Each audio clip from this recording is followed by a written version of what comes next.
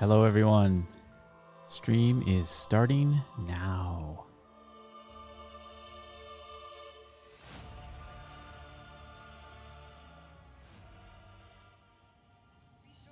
Hello here. And I gotta say, I'm not excited about what is about to happen in this stream. And normally I know I say the opposite, don't I? I'm always excited. I'm always excited about what is gonna happen, you know, because I prepare. I prepare for the stream. I get kind of a map of what I'm gonna do, and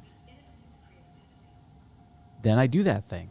And if all goes well to plan, you know, we have fun. And sometimes we have fun. Most of the time it doesn't go to plan, but we still have fun. But I'm not going to be having fun during this one. Oh no. Because we are going to try to go to a cave. And here's what's going to happen. We're going to get a cave mission. If we can spot one. Here on Microtech. I'm going to go to said cave. That much I think I can guarantee is going to happen. And then the last thing I guess I could guarantee that is going to happen is I'm going to get lost. I'm going to get lost on that cave, in that cave, despite my absolute best efforts. I am going to get lost in that cave. I will probably then proceed to get stuck in some rocks, and then I'm gonna rage quit the game, and we'll go rock mining. That's the plan for today. So I'm gonna be taking the cutlass red because we're gonna need all of the help we can get here. And I haven't spawned the mission yet. So there's going to be that. But I'm going to do this anyway. And while we're waiting, I'll kind of give you a little bit of background here about my history with caves. They're not so great. So I grew up in a place where there were caves. Hangar 6. Okay. As a young tyke, imagine a young Yentra running around. You know, being a good old kid, and getting into no trouble. But I have these two older brothers that I'm growing up with, and you know, they like to get me to do things that I didn't want to do, and one of those things was crawling into caves because I happened to be the smallest of the three, being the youngest. So I could fit into more places. That was the logic that was given to me by my two evil brothers, who agreed on nothing except for the complete joy of tormenting me. Just checking my... Oh, good. We have some refinery orders that could be picked up too. But we're gonna do this, and you know, so that years growing up, years of crawling into small places that no human had the right to be, all for adventure. And I'm all for adventure. Won't tell you how many. But it's time for me to, you know, at least simulate what I fear as an adult, which is going in caves. I could probably go in a cave. I mean, a big cave. I've been in caves as an adult, but not the kind of caves that they have in these missions. You are clear to launch.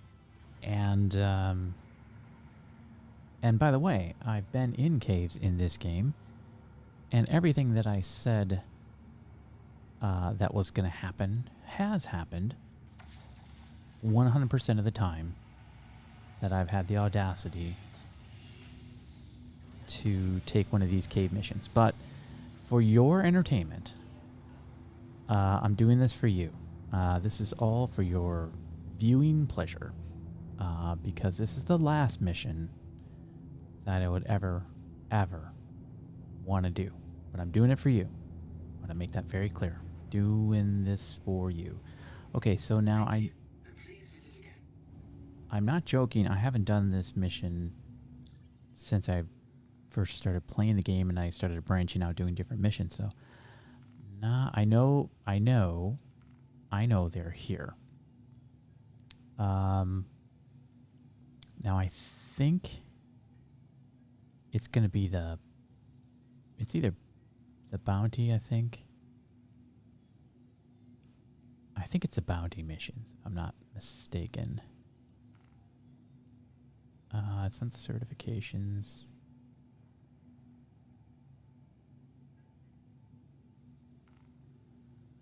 It's in a trial contract. Or maybe it is a trial contract. No.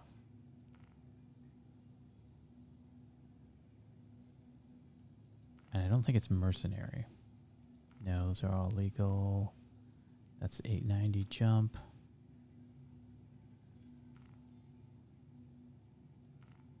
Okay, we don't have it. Now, I did verify that this mission did spawn for me before.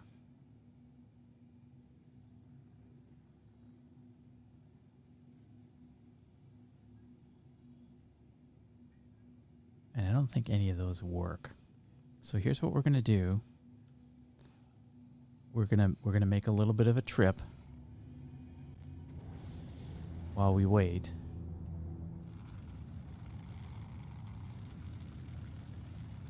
And I know that these caves are near New Babbage, so we're definitely in the right spot. I think they spawn elsewhere. Maybe that's worth a call to question the global chat.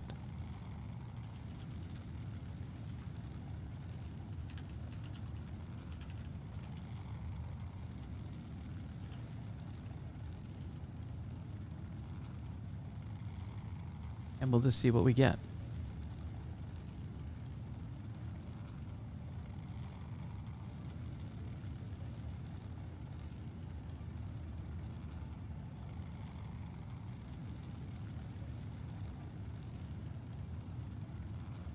Normally your questions can be answered in global chat. That's usually a pretty friendly group of people.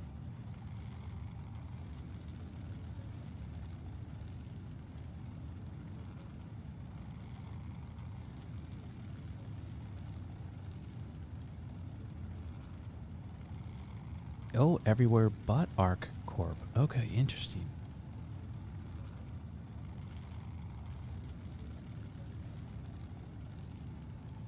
So we could probably jump somewhere else. I mean, to me, it doesn't matter which cave I get lost in. I don't know if you guys have a preference. So let's just check the contracts manager here one more time. I think it's under Bounty Hunter. That's that.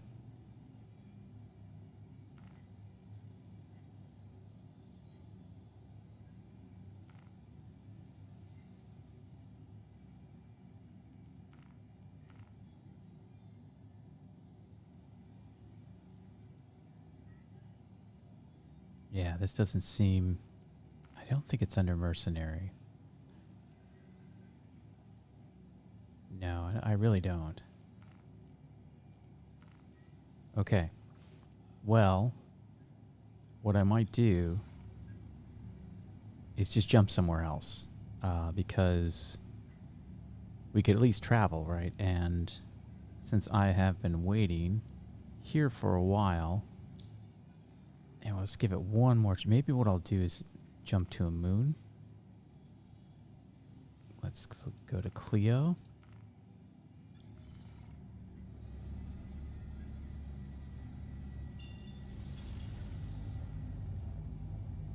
I know somebody knows how missions, what is the logic behind mission spawning. To me, it's time, right? Like that's what everyone says, or most people say.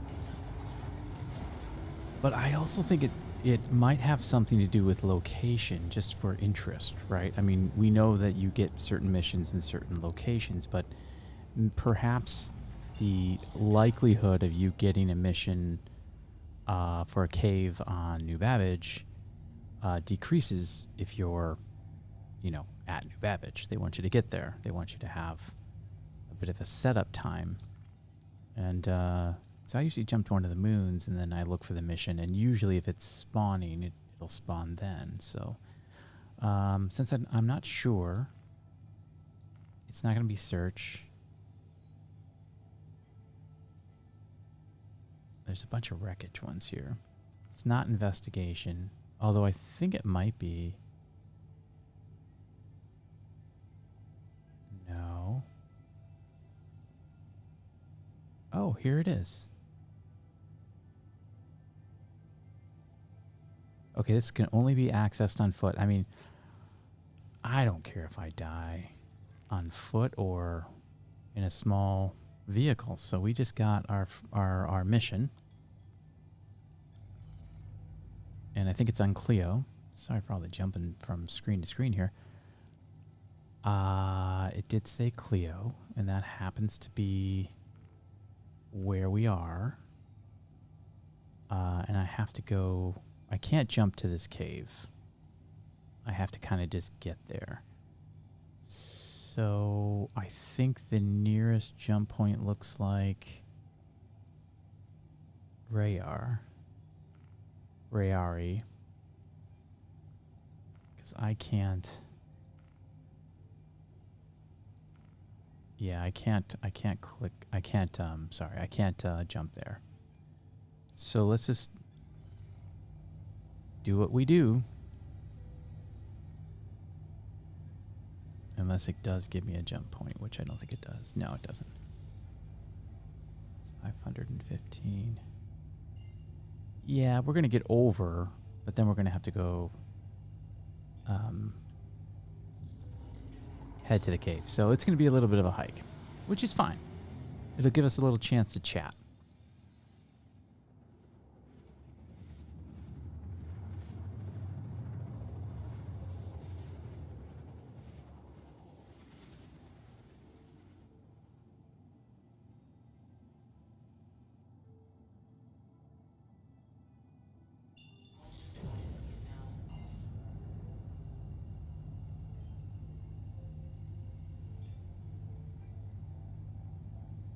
Okay, let's see how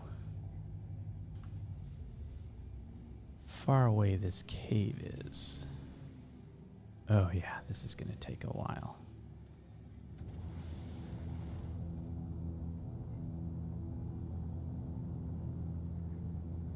Yeah, this is going to take a while. Okay. Well, c'est la vie. We didn't want an instant death, did we? We want to prolong this a little bit. How about a little, kind of traveling music?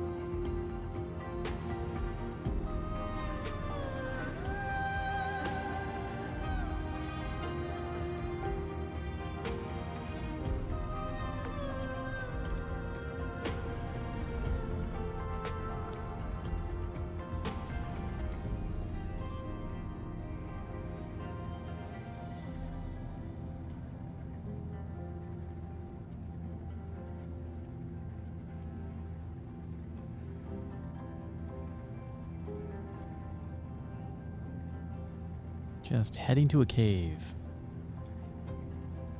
Heading to a cave where I'm gonna die. Let's see how far away I am from said cave. Oh, 273. We need to book it.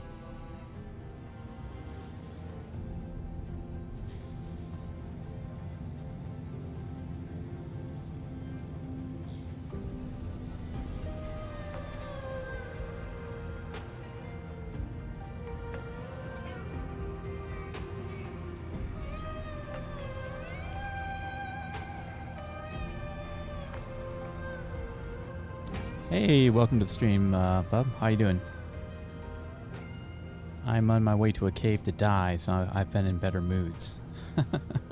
Better moods. I was saying earlier that these cave missions have always killed me. I've had very, very bad luck with them, and mainly because I have, under normal circumstances, I have very good sense of direction. However, when I get in a cave, and this is in game and in real life, I get lost like right away. And so I am trying, I'm going to try to not get lost. I'll do everything I possibly can to not get lost. But this may be the shortest stream ever. In fact, the longest part of this stream may be me just getting to the cave. But then after that, I'm going to bounce around. Maybe go mining or do something else. Because there's a good chance I'm going to log out or die or backspace. And I'm very sure I will get caught in some rocks. But I promise you it will be entertaining. I will entertain as I die up until the very last minute. Because, oh man, I've been dreading this one. I literally made the thumbnail for this. I had the idea. I'm like, I should really go. Oh man, the cave missions. Let me tell you, I think they might be probably one of the earlier missions because they came out with these caves and they're like, well, we need to give a reason for people to go to these caves, and they don't have quantum markers there. So you just go, and for a while there, if you were into looting, this was the thing to do, is to go to the caves.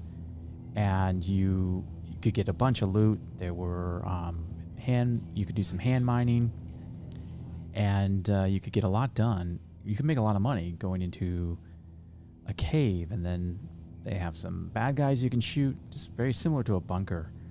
But the bad guys would have like hadanite or, you know, the mining gems. And you could, you know, I don't know what people were making in the caves, 50, 90K, something like that. And all you had to do was get there. And because there's no quantum markers, just like the derelict sites, you have to know where to go. And you can find these without a mission, but it's just much, much more challenging. So get a mission, go to a cave, and then if you're me, you will probably end up dying. So I figure we'll get this out of the way. Like I said, I made this plan for this cave mission, I don't know how many weeks ago.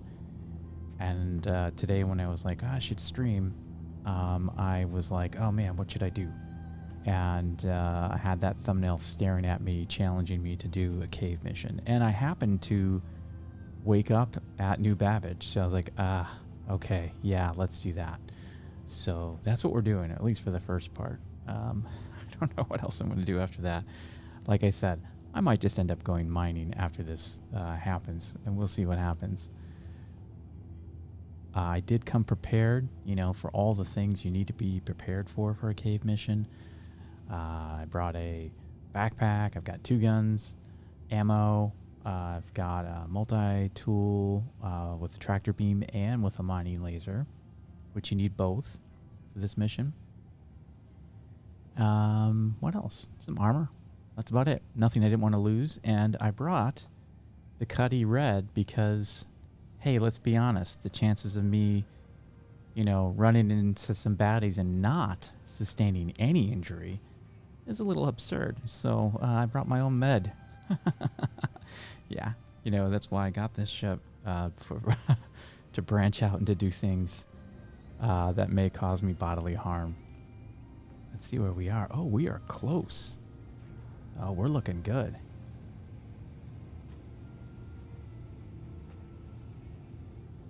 I thought we were at least 100 away. But we are getting close.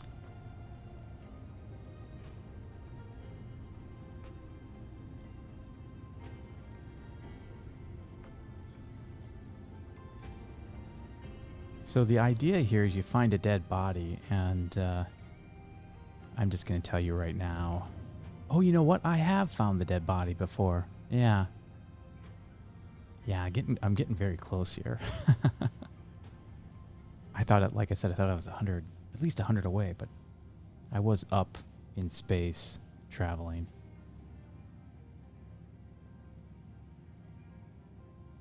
Now, there's two type of cave missions.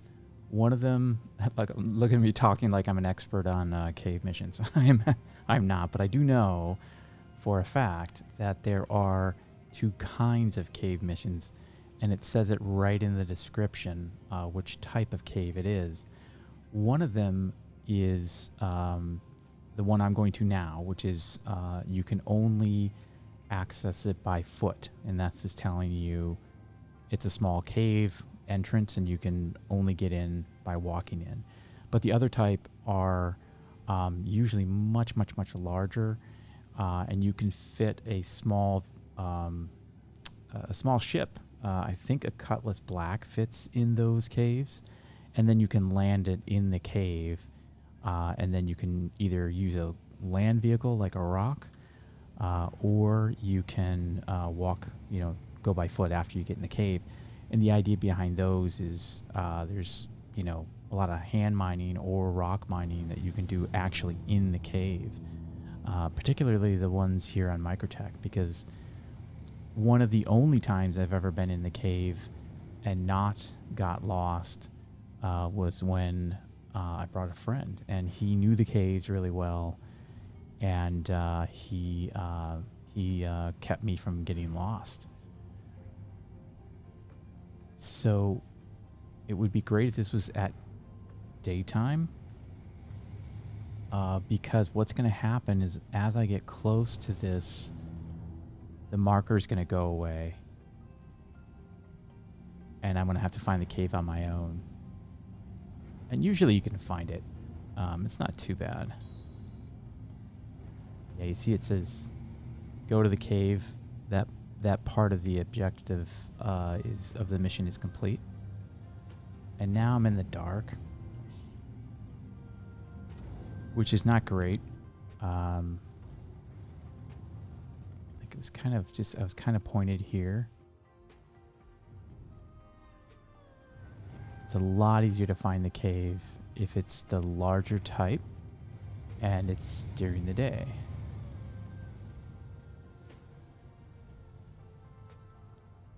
And you know what you're looking for.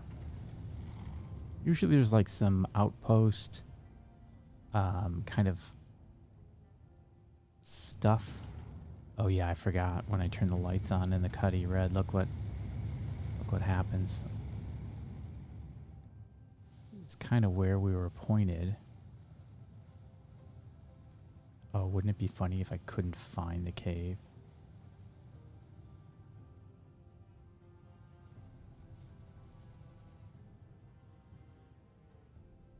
I do not see a cave.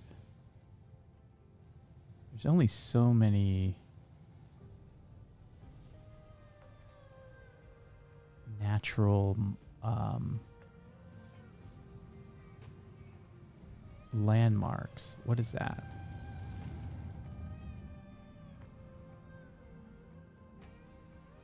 This might be it right here. Let's see.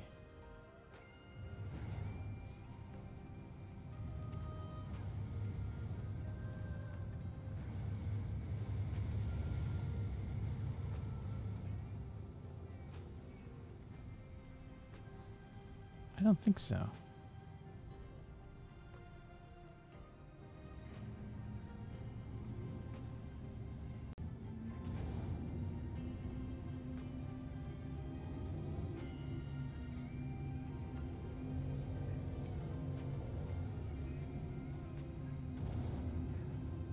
This doesn't look like anything.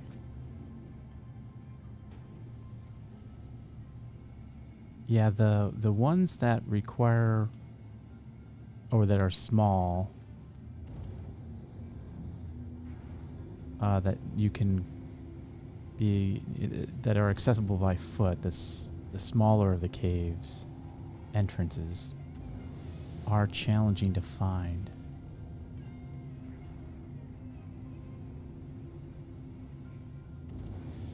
Now, if I fly away, I'll get that marker back, I believe. You have to be like 1,000 kilometers away. And then I think that marker kind of reappears. So I haven't seen anything that tells me anything. So I'm going to try to bolt away for a little bit. See if that marker comes back. Otherwise, yeah, I just absolutely just bolted from the mission. There it is right there. Okay. It's kind of what I thought. Back when I used to do these missions never ago. So I'm going to try to get kind of a bird's eye view of it this time. I mean, if looking ahead, it's clearly that darker spot right there is what they're pointing me to. Like right where my crosshairs are.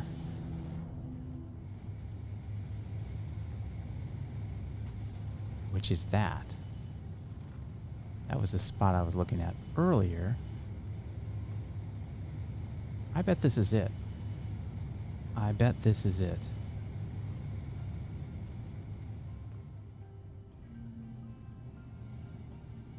And I just don't know where to go in. Oh, you know what? This is looking familiar to me. And I'm honestly being truly honest in saying I have not done one of these missions in a year. So I bet this is it. Yeah, this looks right. This looks right. So let's land. And, you know, get to dying. Get to getting lost. Sometimes you have to do these things. You know, you got to just do the thing you don't want to do because it's the thing that is going to probably be the most fun and most surprising thing that you do in the game. I was very, very unimaginative in my first part of playing this game. I'm confessing here.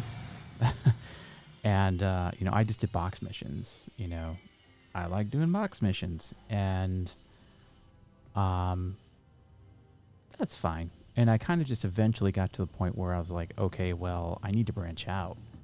I need to do something different. And luckily for me, I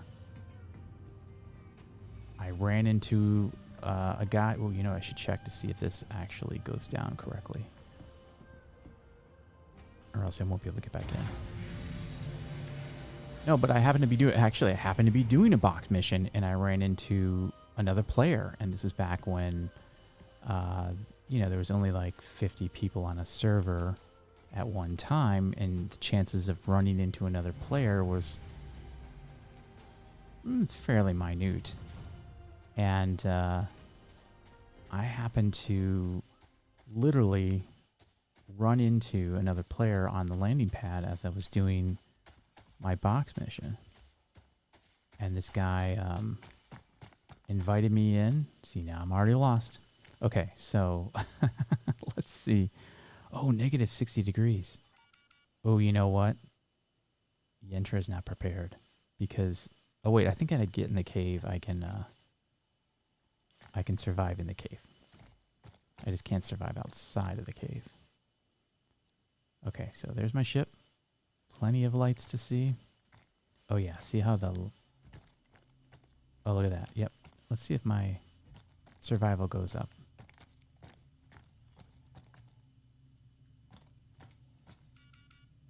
Not really. Well, that's fine. Because I'm going to plan on dying anyway. Okay, so I just went in. That's where I came from. That's where I came from, right? And I don't see any place to go. So I meet this guy, and he's like, you know, he takes me, and we go into a. Oh, look at that! There's something, and literally just started showing me the ropes. I remember he had a constellation. He took me and a couple of people onto the constellation, and I had never, at that point in history, I'd played other games with other people, but you know, I did not do a lot of multiplayer. And so he takes us into the Andromeda, and everyone's looking around, and I like go sit in the pilot seat or the co-pilot seat. Like, okay, are we going somewhere? and the guy comes over and goes, "You don't play with a lot of players, do you?" And I was like, "No, not really."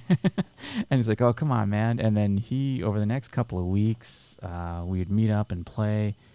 And man, he just showed me the ropes, got me introduced to a whole bunch of stuff. And ever since then, I kind of, remind myself of that experience, and I'm like, okay, you know, maybe I could be that person to other players, and or maybe I can remind myself to try new things, even things that maybe I don't want to do. And right now, I feel okay. Going into the cave's fine, but it's when you leave that I get lost. So now I know these yellow rocks have something to do with, like, you got to pay attention to those. Those are kind of like your wayfinding rocks, I think. Okay. And now there's really only been one way that we've gotten in. So Space Wolf, I forgot to ask you, like, how long have you been playing the game? Because you seem pretty advanced. But I know there's some things you haven't done that you're kind of trying out now for the first time. Did you, I know you didn't do any mining. Mining usually is a thing people wait to the end because of the learning curve.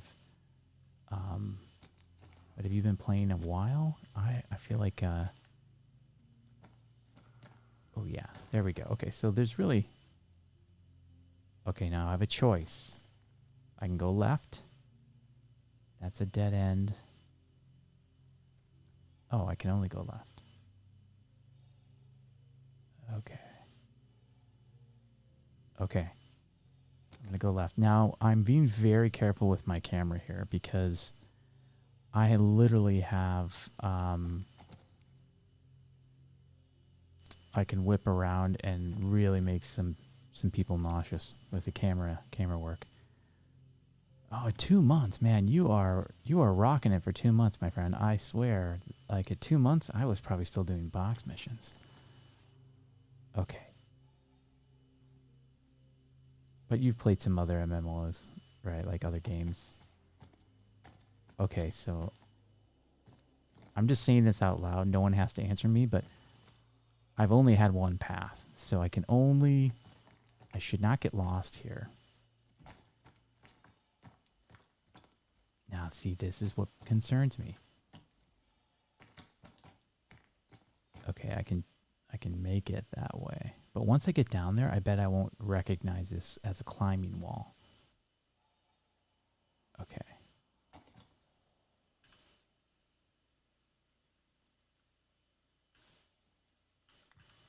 I'm interested to see if I brought any flares.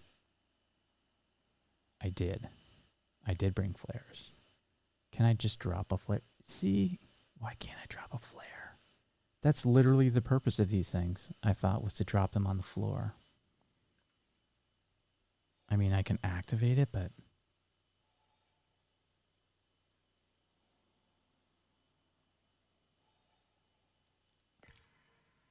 that helps, but what would be really cool is if I can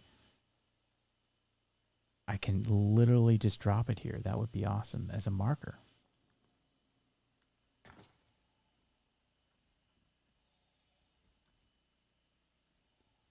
Yeah, that's a great way to learn a game.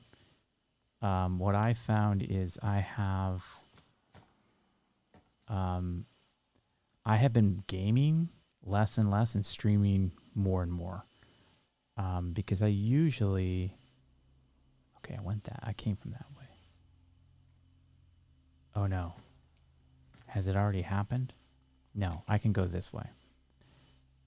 I have been kind of the same philosophy, but like I was thinking, I'm just gonna first stream the things that I kind of know, which was a little safe, get set up. I was worried about all the mechanics, like getting the sound right, getting the video right, piecing all the tech together, getting the overlays. But what I found was so I eliminated all the new stuff first so I could get comfortable, looking away while I'm gaming. I don't know how people like Jack and Starstream, the people who have those big streams, I don't know how they can game and pay attention to chat at the rate of the chat that they have. Where there's 100 or more people just chatting. They're very good at that. Of course, they've had some practice, but oh yeah, I forgot to turn my headlamp back on. Okay. See, what's going to happen is I'm going to come back here. And I'm not going to know. Okay, so there's kind of a white rock. That's going to be my... It's going to kind of be my landmark. I'm going to go left. So when I come back out of here, I'm going to go right. Uh-oh. Oh, we're on a moon. We're on a moon. You know what? And I couldn't do these high jumps. Now, I do have some... I have a mining... hand mining, but I think that's Dolvine. Is that right?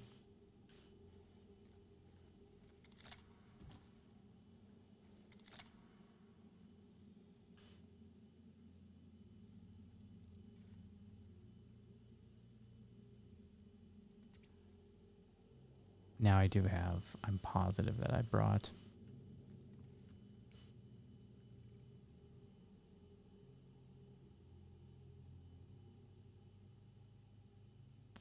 tractor beam. Oh, are you kidding me? What? Okay, it doesn't matter. I'm not gonna do any hand mining. We're here to find a dead body, or to make a dead body. Okay. Well, I feel like I can.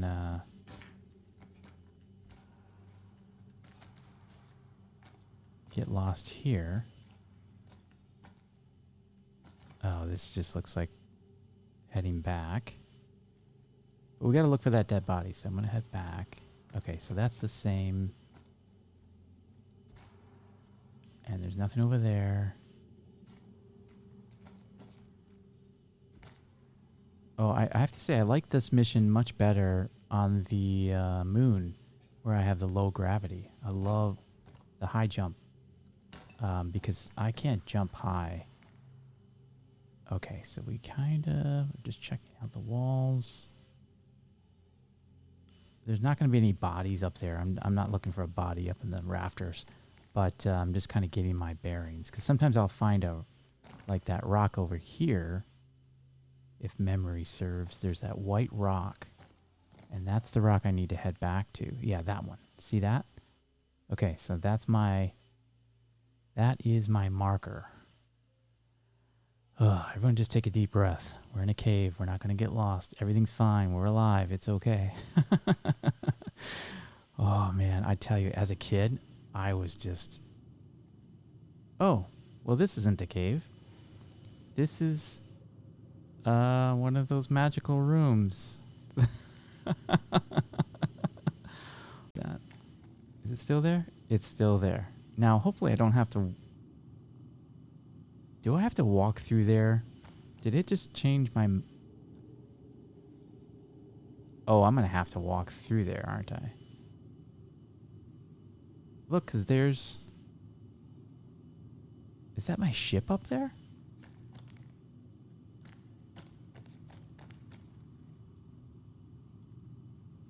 Oh, boy. Oh, boy. Now, this isn't my fault for getting lost. I think I did go through here. Yeah, I'm pretty sure I went through here and came out this way. And then that whole wall jazz thing happened. Okay. Well, let's just keep going. Although there's no other way for me to go. Oh, boy. What do you do in this situation? What do you do in this situation? I mean, it could be like the elevators, right? So this is what you have to ask yourself. Is it like the elevator bug where I just run through in good faith and the room is on the other side there and I'll see the room? Or is this the mountain bug where you glitch into the moon? I'm in a cave. I think the odds are that it's going to be the latter. Because I can see planets down here. Okay. Yeah, let's just kneel a little bit, say a word. Okay, here we go. You know,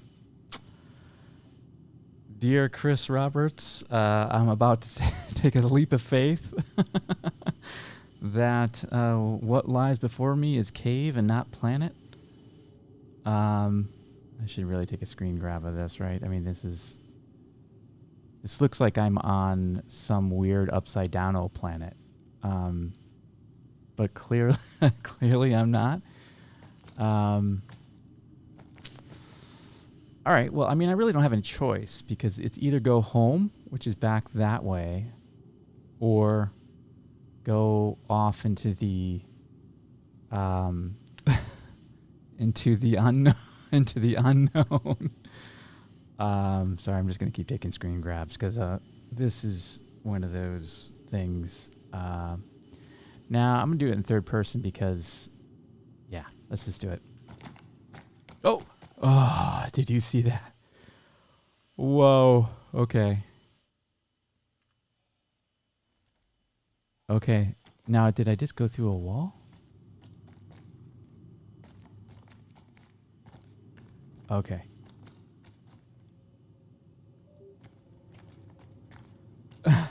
Veteran. Yeah. Is that right? Yeah. Yeah, I try not to use his name in vain. You only get to use it so many times, I'm told, and then, you know, the game picks up that you're a blasphemer. And okay, now this looks like the way I came with these white rocks, but I don't remember there being two of them, and that's why. I think I'm going back the way I came. There's definitely a light. No.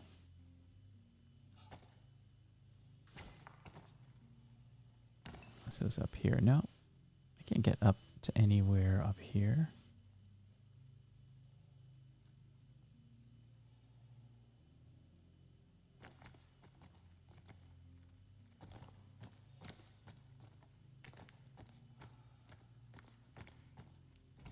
Oh, guys, I might... Oh, okay, that definitely this way would be a return, right? That's the other thing that I have a hard time doing is, my character does anyway, grabbing those ledges like that. It's a timing thing, I know. Okay, am I leaving the cave? I mean...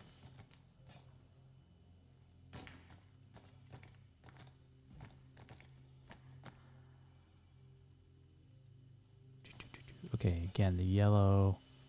I think the yellow kind of is like you're heading out, but that's not the case here. That's a wall.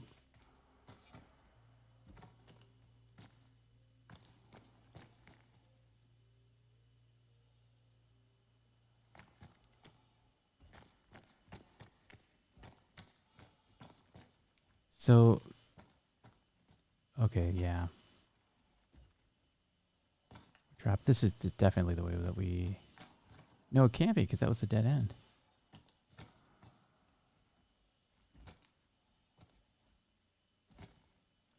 Okay.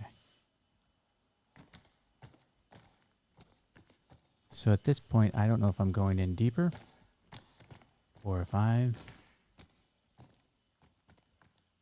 Yeah, this looks like a dead end as well.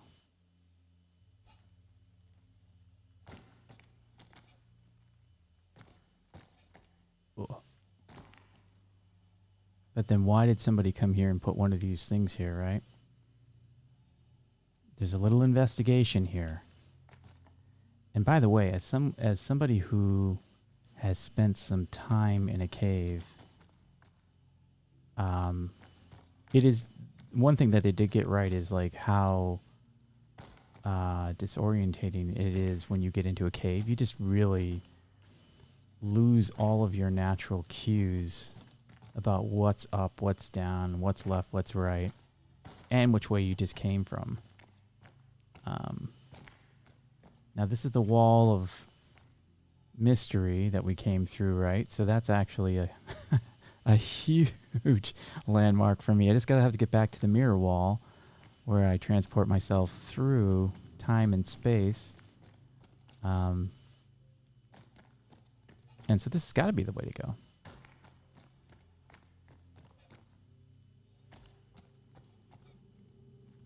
I think this mission pays out like the worst paying gig you could possibly get. Go into a cave, get lost, look for a dead body. We'll give you 9,000. Or transport this 3 boxes. We'll give you 45,000. The economy. Yeah. So I think these are kind of like where I grab up. Okay.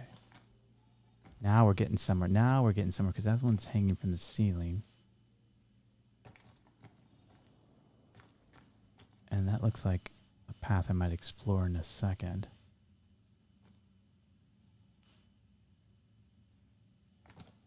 Stalactites and stalagmites. The difference is stalactites hang tightly onto the ceiling of a cave, and stalagmites might make it to the ceiling. That's how I remember that. I learned that as a little kid in a cave. Yeah, okay. Well, this looks fun to climb, but I don't see where... Well, we're just going to do it.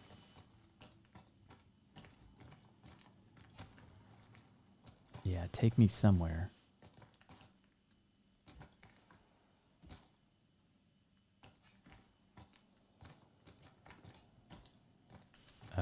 This is the beginning of what usually ends up happening before I clip into the rock.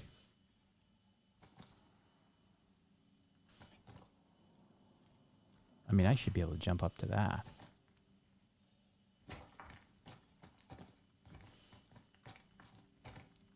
But I can't get a running start, really. Oh, there we go. No, that didn't work. Okay. Well, this was just a waste. This was a dead end. Yeah.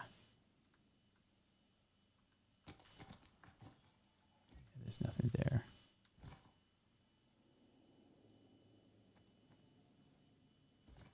It is veteran. Yeah, that's literally what I was taught. The stalactites, stalagmites. And I don't know, I was probably like less than 10 years old when I was in a cave and somebody told me that. And I remembered.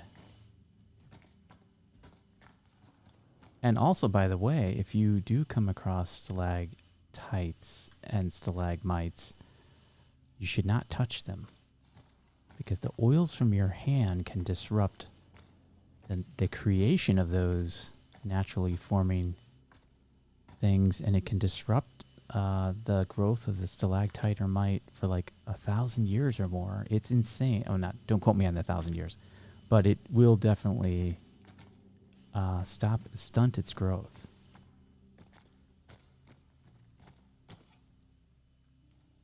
Oh, man. Well, you know what? This is kind of a victory for me right now. Like, I honestly not dead.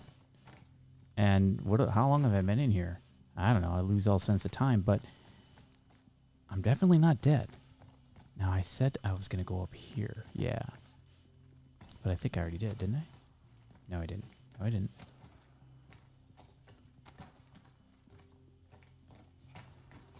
After a while, you get... Yeah, I did come up here, but... Why would I go all the way up? Why did they make us go all the way up here? Why did somebody take the trouble? I bet this is kind of one of those points where the body could be, is in here. And the other thing that's scary about this mission, having not done them in over a year, I've done enough box missions, and you know, where the box just doesn't spawn. What if the body doesn't spawn? I bet there's a ton of cases where people get into caves. I don't think people really do these missions for the body. They do them for the mining and for the loot in the other ones. I think, okay. Well, I know I've traveled.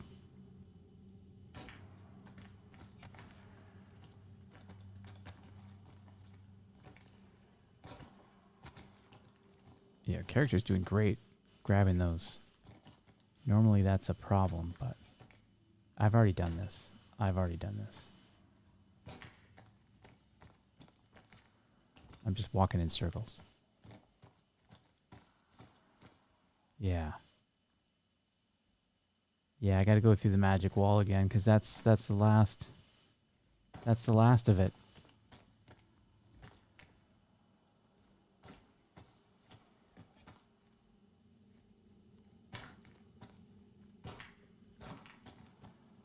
Missing client. I'm sorry. Kata, Waybright, your body will forever be unfound because there's no way you're in this damn cave.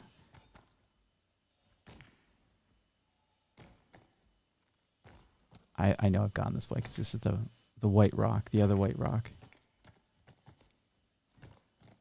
I'm just trying to be thorough. You know, there are human remains that need a final resting place.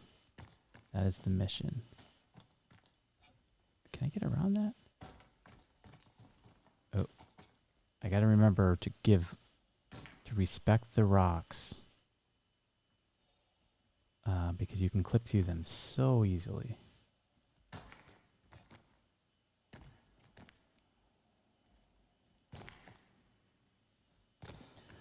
So I got this idea. Now I've done this. I've got this idea to go back to the caves from my recent experience of going to prison and doing some mining there. And I didn't die in that cave. Of course, there's really no pressure to, you know. This is new. There's no pressure to die in prison, right? You got 3 lives because you're going to end up right back in prison. You're not going to lose anything. Oh, look at those. That's interesting.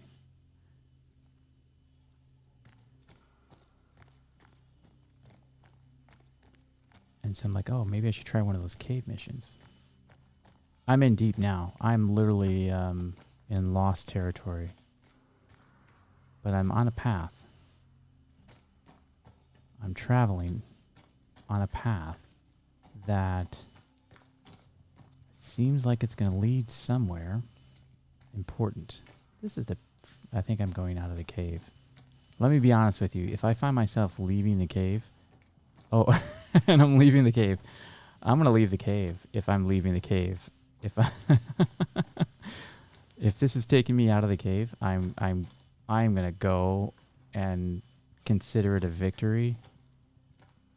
And I will tell the Waybright family that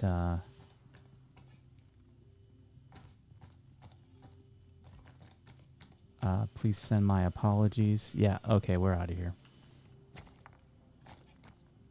we are out of here. Assuming I can get out of here. Actually, one time I remember running into these caves. And I got caught just as I was running out. I got caught. Oh, man. What is my deal? There we go.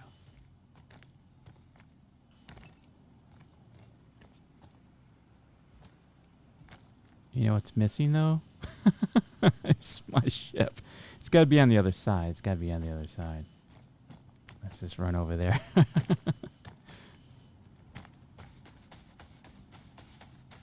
There she is. Oh, I've never been so happy to see a Cutlass red in my entire life. Woo! Well, I didn't die. I did not complete my mission because, and this is what I'm just going to say, I honestly, I don't remember those bodies spawning, consistently enough that I'm going to risk my life any further. And then I'd just be forcing the death, right? And no one came here to see that. Like, no one came in here just to see me backspace. Anyone could do that. That's not interesting content. Dying naturally, even though you know you were going to die. Well, that, my friends, that would have been more interesting. I'll do maybe another one of these at some point. But not only did that not entertain me, I'm quite confident it didn't entertain anybody. So we're gonna. Well, you know what I'm gonna do? No, I'm fine. I was gonna say I was gonna power up, but I don't need to do that.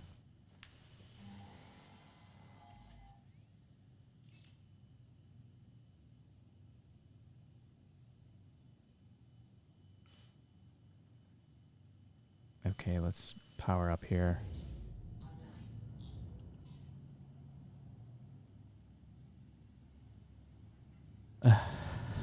Inception. Veteran with the Inception reference. That's right, Veteran? That's what that is from? You're waiting for a train. A train that will take you far away.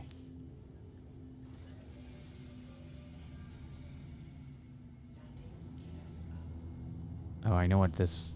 See, now I'm wearing one of those cave lights, the flares, so everything's going to be purple hued. Just very Halloween colors here.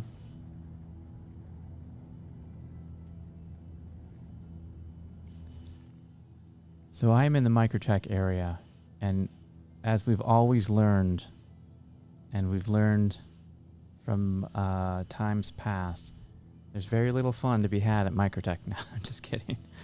Actually, I used to have microtech was my home. That was for the longest time, and I love microtech.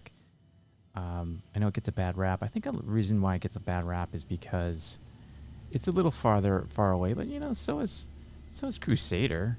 Crusader's far away, depending on which side of the verse you're coming from.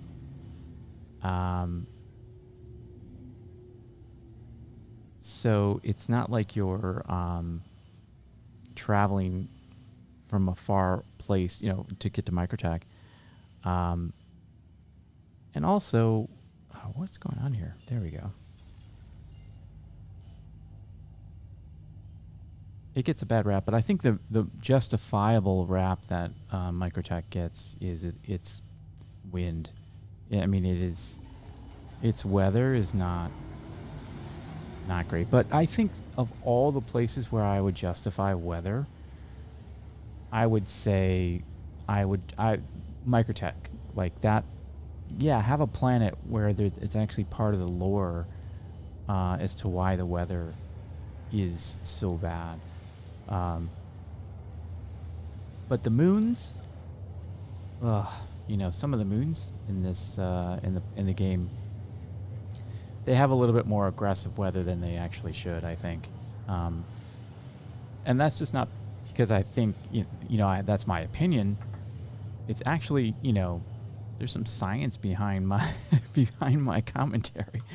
If you're on a moon and it's low gravity, that means it's low atmosphere, right? It can't hold an atmosphere like Earth. And if you can go on a moon and jump and you know, stay up and then eventually come down, that's low gravity. Well, that's how the weather would work too, which would mean, yeah, you'd have windstorms, but the atmosphere would be so thin, it would have literally no way of knocking you over. You wouldn't even have to lean into it. It just wouldn't knock you over on any of the moons. So anytime that happens to me and I'm on a moon, yeah, I just literally cannot handle that, because it's like, it not only is it frustrating to get knocked over, of course, but it's also frustrating because it's so wrong that I got knocked over on a moon, on a moon with no gravity or low gravity. Anyway, let's pivot here. So I'm heading to hurl L1, and I think I might do a little rock mining. Yeah, we'll see what I have here at hurl. I think I've got a couple of things going on here. I think I've got all of the or at least a ship there that I might have to claim. But I usually go mining. I don't know what you guys are doing in chat. If you guys are bored and you want to join me for some rock mining, you can. You're more than welcome. I've been on your stream, Bub, so you know, anytime you want to jump on mine, you're more than welcome. I am definitely going to do something a little more entertaining and break some rocks. Something I'm better at than being in a cave. Now that would be a cool thing, is if I had a way of breaking myself out of the cave by using some kind of rock cutting tool. I could just cut my own exit from the cave. Then I would do more of those missions for sure.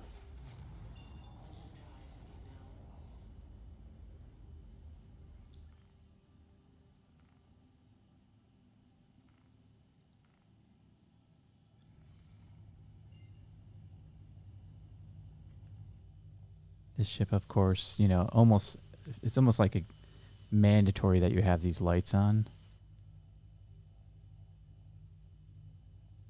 Yeah. It's a little ridiculous. Like, I don't think it serves the same purpose. It's kind of fun. I mean, honestly, I'm not going to lie. I always turn the lights on when no one's watching. I turn those lights on and drive this, or fly the ship. Sometimes you have to entertain yourself in this game.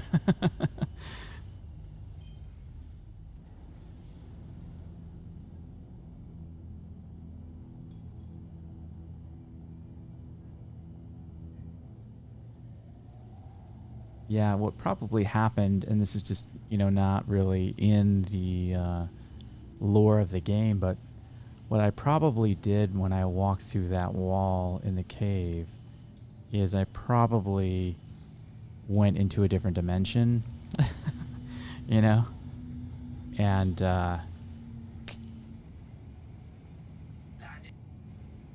that's probably what happened. And now I'm in some alternate universe. Like I found the rabbit hole.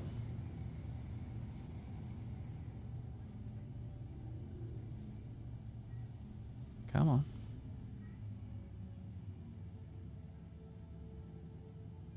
Please proceed to assigned landing bay.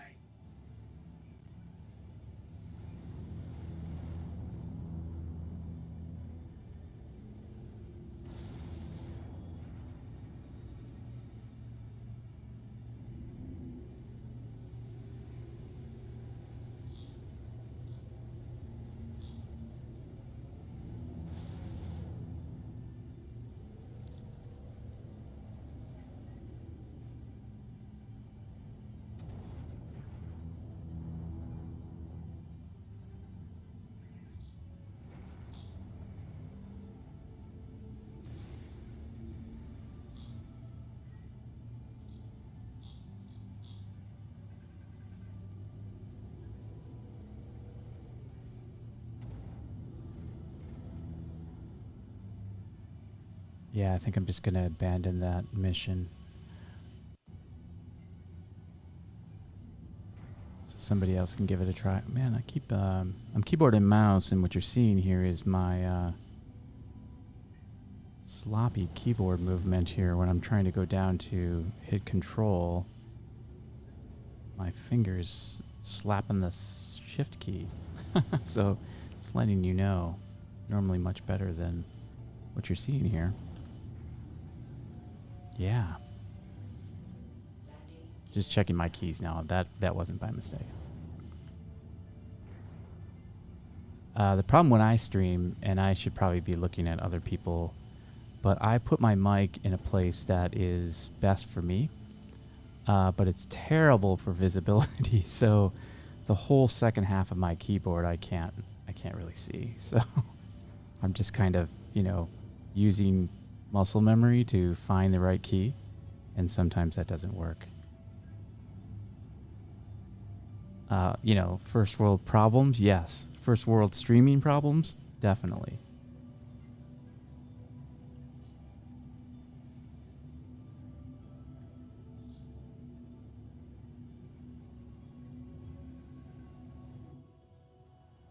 Oh, that was a bad shot.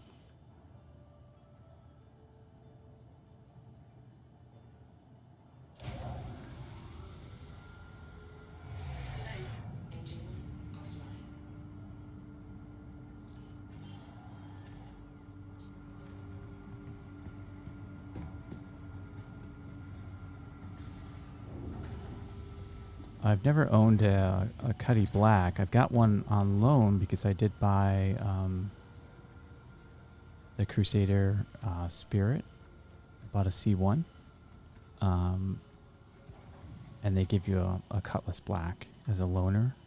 I've rented them. I've flown them. I've been in them. But I just had this really weird start to the game where most people kind of pick up a Cuddy Black when they first start playing as kind of like either an upgrade to the starter, or I think you can actually have it as a starter. And it's usually the first thing that they jump into, and it's a perfect ship for that. But I skipped it. I went straight to like an MSR. A friend of mine was a little bit further in the game, and he just got an MSR, and I flew that, and I was like, oh, yeah, I want to buy this. So I just jumped into an MSR. So I want to do a little rock mining. What do we want to mine in? I think what we're going to do is I want to use the Valk. I haven't used that in a while. So I'm going to claim this. Your insurance claim has been set. And you know what? While we are doing this, Please visit us again. I'm going to take a small 5-minute break, and I will be right back. I just want to check something on one of these settings. I keep having a little audio issue, and that's kind of popping up one more time. So give me just 5 minutes while I sort this out.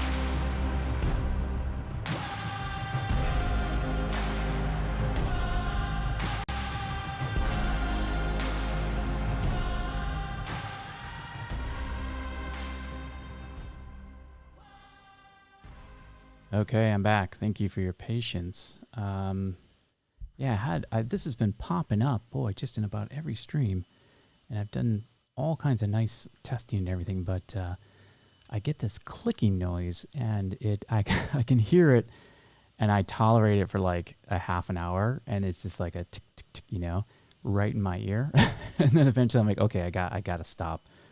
I gotta stop and pull the wire and connect it. So I think there's a faulty wire I need to replace in my headset, or somewhere on the tracks here.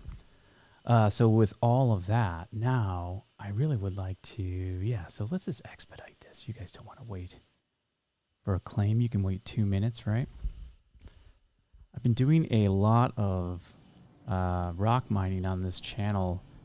It's kind of my go-to exercise. It's kind of something to do. And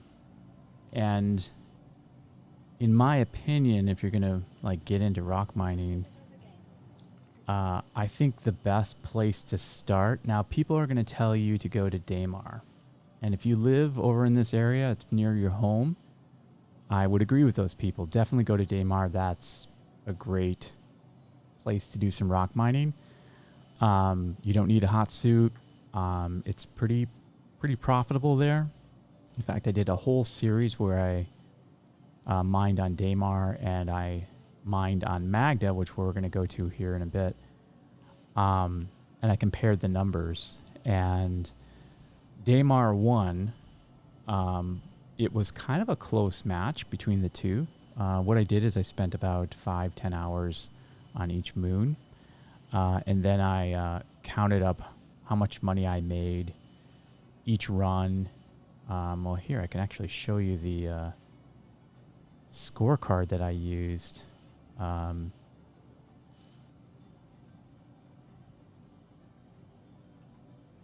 These aren't the final numbers, but I did some sessions on each of them. In fact, this is the graph, the scorecard before the final one. And each session was like one stream, and then a run is kind of like a grouping of rocks that I came across. And then I counted up the number of minutes it took from the landing pad on the moon until I actually finished the last run. And then the total amount that I made. And these numbers shifted. Daymar won decidedly. Its average went up. These are the final numbers for Magda. I made 1,468 credits per minute on average. So that's taking that, dividing it by that. And so I just realized you can't see my mouse, so you didn't know what I was just pointing at, but it's taking the total amount that was made and dividing it by the total number of minutes. That's how I got the average there. So I did that, and so those are the final numbers for Magda, and I think I ended up making something like another 100,000 or 200,000 more on Daymar. So it was a lot of fun. It took a long time to do that. But what I would run on Crusader, hit Daymar. But if you're looking for a more like accessible option, I highly recommend heading to Hurston and going into that system. You can go to Magda, which those numbers that I just showed you, those are not bad numbers considering that, we're talking about 4 or 5 hours there. You're not going to get rich, but you're not going to get rich doing rock mining anyway. So, just be aware of that. But you will, if you're in Magda and you're kind of striking out, Aberdeen and Ariel are amazing options for mining Hadanite as well. So hit those two, So if you're on Magda and you're striking out, go to Ariel. If you're striking out there, go to Aberdeen. Of course, you do need a hot suit for the latter two, for Ariel and for Aberdeen, but you can get by without that if you want. Welcome to the ASOP vehicle retrieval system. Let's see if our Valkyrie's ready to go. It is. Vehicle selected. Stand by. Welcome to the ASOP vehicle retrieval. Your vehicle Okay. Hangar 8. For ships, during that mission, I was using a Nomad and loading up a rock. Oh, I got to get rid of that marker, don't I? Hangar 8. I was using Nomad to transport the rock, and that was a great ship. This is the Valkyrie. This is between this and my MSR are the two ships that I use for rock mining, because they both will easily fit 2 rocks in here. Or if you have a DS, a rock DS, it'll fit in here just quite comfortably as well. And this ship, and I would say I'd put the MSR in this category too. You know, they may not be like the fastest in atmosphere, but they can handle the weather that you're going to run across. There's nothing doing with this ladder. This is kind of my one gripe against the Valkyrie. I can't jump up that ladder like I can in the MSR, but I mean, apart from that, it's just a straight shot to the cockpit and you're off to the races. So I would say between the two, the Valkyrie's probably better. If I'm being honest, it's better at staying put in atmosphere under really crazy weather. I used to go rock mining pretty religiously for a couple of events, and we would bounce around to different locations. And so I've been on some really crazy moons that have some crazy weather, and I think Clio is one where it's just insane. The weather is insane, and the Valkyrie just like stuck in the air, like it was pinned in place. It was a really cool to be able to have the ship not bounce around on you while you're trying to mine. Or where you're trying to land, because obviously I'm not mining in this particular ship. But you need to get somewhere. So Magda, I would say, if you're getting into rock mining, I would check out Magda or Daymar. Magda, I think, is a little friendlier. But what I've been seeing is, we'll see if this proves true today, but Magda, you'll see a lot of smaller clusters. Like you're going to get 2, maybe 3, but you're going to see them more often. I was averaging about 5 to 7 minutes between finding hadnite clusters, and that's pretty good. But on Daymar, I was seeing like it took me 12 minutes or so to find anything. But when I did, they were usually larger clusters, 3 or more. It would still give me the 2 or more, or 2 as well. But Daymar ended up being much more profitable because of I kept running into larger clusters. And I was talking to somebody about this, and he was saying, I go to Magda, and that's really where I see clusters. I've never seen clusters on Daymar. And I was having this conversation with him, and I was like, really? Is that the case still? Because that's what I feel. I agreed with him. I'm like, I agree with you. But I'm like, has anyone checked recently? Because I think they've changed some of these spawn rates and everything. And it's like, oh, yeah, I'm only mining on Magda. And I just realized that, like, sometimes people come to an opinion and it's called confirmation bias. You sort of form an opinion, and maybe it was true at one point, or maybe you thought it was true, but then you start to reinforce your own opinions with you sort of weigh what supports that opinion, and you start to discount things that don't support that opinion. And I was agreeing with him, and it dawned on me that I didn't bother to check. And I tell a lot of people, where to go mining and where's the best place to mine. And so I was like, oh man, maybe I should do a series where I do like check the math on this. And I mean, I said it was kind of close between Magda and Daymar, but it really wasn't in some very significant ways. Daymar never lost the lead. Magda was the first mining thing the moon I first mined on, and then I mined on Daymar second. And as soon as I mined on Daymar the second time, the first time going there, the second section that I did, it took the lead, and it never gave up the lead for the entire series. And Magda was getting close at times, but it never caught up. And then Daymar just blew, had this massive last session and completely blew Magda out of the water with those final numbers, which I still plan on doing a video, kind of doing a more of an in-depth summary of that. But, oh man, that was a shocker to me. So I want to do Ariel and Aberdeen next. They're the two other moons in this system. And I love those sessions mainly because, it's just nice to have something planned. But it also is, it's a very relaxing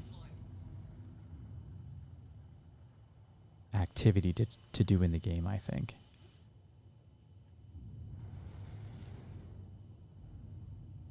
There's somebody just sitting above an armistice zone, so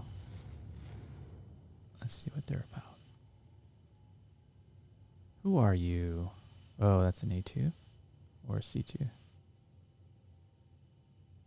That's a C2. Okay. You are probably doing some cargo hauling. I don't know what you're doing cargo hauling way over there for, but if you're not an A2, I do not fear you. So.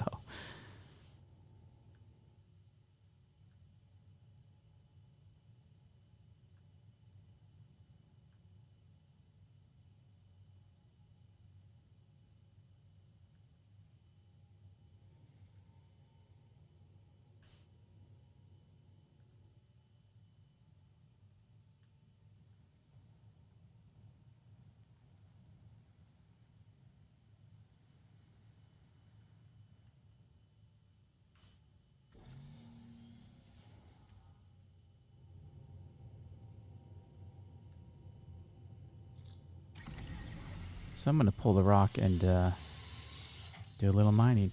And just, sort of closing, obviously, the intent was to spend some time in a cave today. And we did for a little bit, but now I really should be closing all of these. But I'm just going to close this one. The Valkyrie does have a springboard. That is the fastest cargo bay door in the game. If it's not, I want to see proof that it's not. It is. I've been launched up a few times. It's borderline dangerous. There's the Platinum Bay. We'll do a couple of mining runs and then get a little fun out of this. I did face my fears today by going in the middle of a cave. And it was, you know what? I'm gonna take the win. It was not a death. It was not a death, and I was 100% sure I was gonna die. And if that didn't happen, I would have had to. I was, equally assured that I was gonna have to backspace because I got trapped in a rock or something. But neither of those outcomes happened, which is funny because that does kind of fit within the theme of our, things don't go as planned sometimes. In fact, they very rarely go as planned, and we just kind of roll with it here on this stream. And so that is pretty interesting that, yeah, it's the second one. Yeah. That's pretty interesting that I literally planned to stream around me dying, and then I didn't die.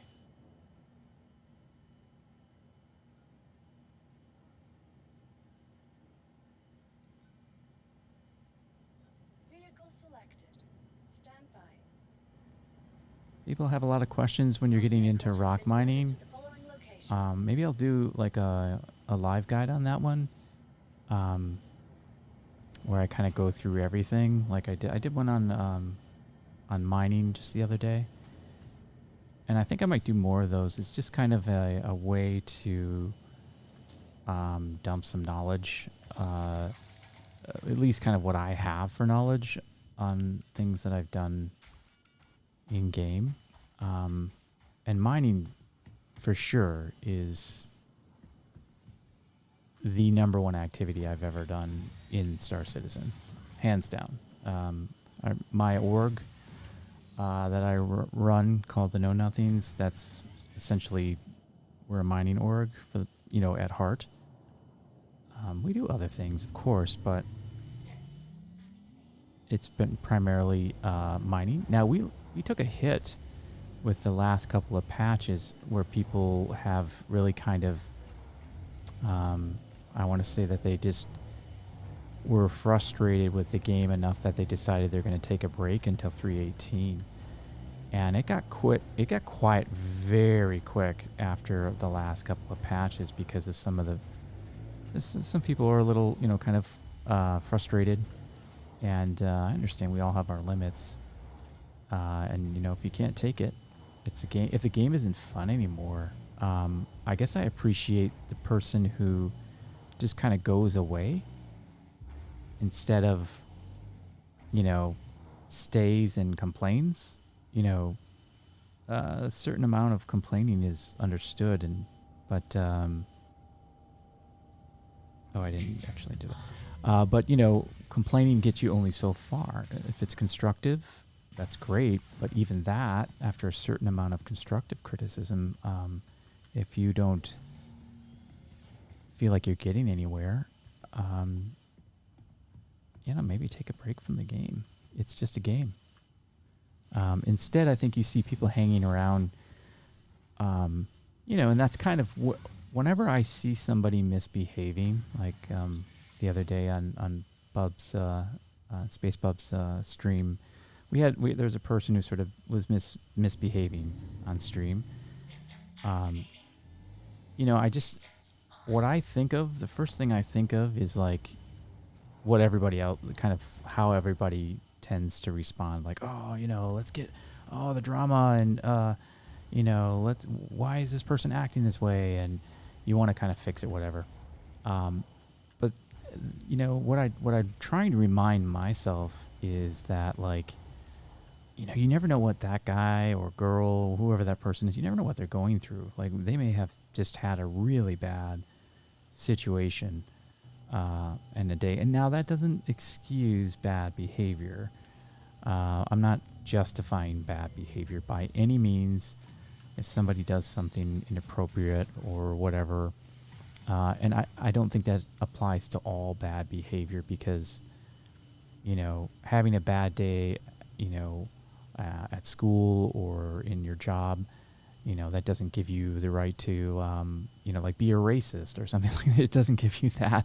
You can't, that doesn't excuse that. But what I'm talking about is more like what you see in the game where somebody's, doing something that they really shouldn't be doing. It's kind of, I think sometimes it's like you just never know what they're going through. And this is their way of acting out. And again, I'm not justifying bad behavior, but I think those people who tend to be that way are the people who probably should just take a break from the game. But they don't want to, but they probably should, because they're just hurt and they they act out in different ways. Okay, enough of armchair psychiatrist with Yentra. Okay, let's move on. Let's do some mining. I'm in the sun, and I love being in the sun. And that's southwest. I'm going to head west. Oh, there's that stupid cave mission still there, huh? Taunting me.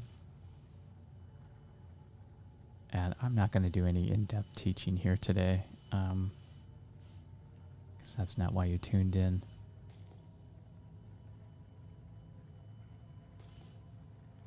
But I will do my standard disclaimers and things of that nature. Like this, when you're rock mining, you should know not to be mining close to a jump point. And I'm kind of breaking a rule. Usually I jump off and go somewhere else. But lately what I've been doing is kind of heading in a direction.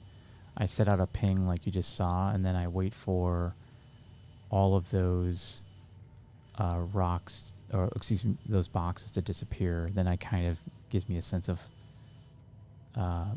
to know that I'm a little bit further away from the mining station, at least enough to know that I'm kind of a safe distance away. Now what I'm going to do first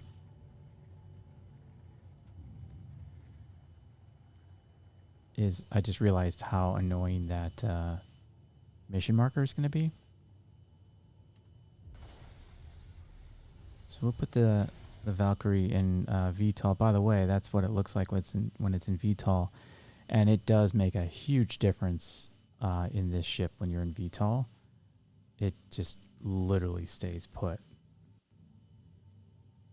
So we're looking good. I'm just going to jump out and abandon them. Oh, you know what? I didn't even have to jump out of the pilot seat, did I? I did not have to do this. I could have done this from the chair.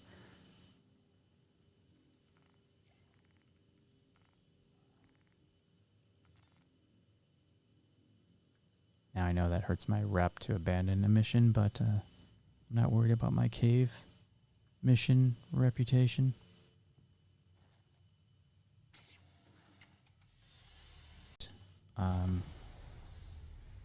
I love it for that. All right.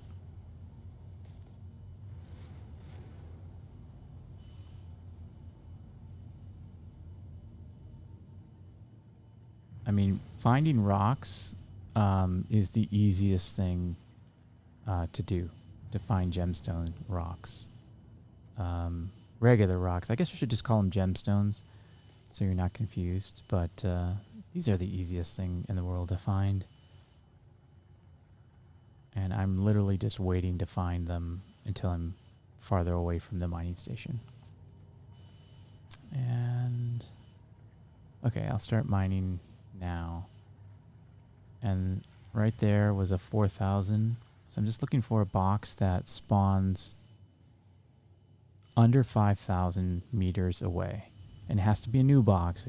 Obviously, if you fly towards a box, it's going to get closer to you. But as you're pinging, if you're looking for, when you see a new box, it should be 5,000 or under. And then you keep pinging it as you approach. And if you get under 1,000, then it's going to be, if you get under 1,000 before you see those stars, then that is a gemstone.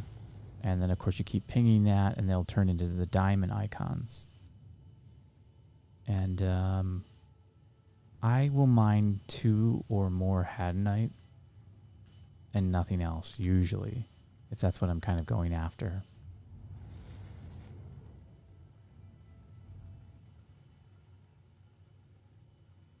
And you can hit V, and on the left you can see the mass is 0.84. That means it's a mineable by the rock vehicle that we have in the back. But it is Dolvine, and Dolvine is not fine. It's bad. It's the lesser valued of the 3 gemstones that you can mine. Them being hadanite the most valuable, Aphrodite being the second most valuable, and then Dolvine being the third most valuable. But the problem with Dolvine is not its value. It is its instability. It is by far the hardest or the most difficult rock to break, I think, in this game. It's harder than Quantanium. I've spent hundreds of hours mining Quantanium, and I've tried to mine Dulvinite or Dulvine, and it is, believe me, it's much more tricky to mine that, and you don't have the benefit of any modules or any additions on the rock. You can't, I can't add a filter or add a gadget. So you literally are, comparing apples to apples. And in fact, for a while there, I was telling people to try to break it for practice. Ooh. Now see, I'm rocking back and forth. That's not me, that's the wind, and I'm trying to compensate. But in the Valk, you just turn on the VTOL, and now look, I can't even move it. It is locked into space. It's great. So when you're doing these scans, VTOL is your friend. This is Hadnite, and it's 2 of them, so I'm going to mine this.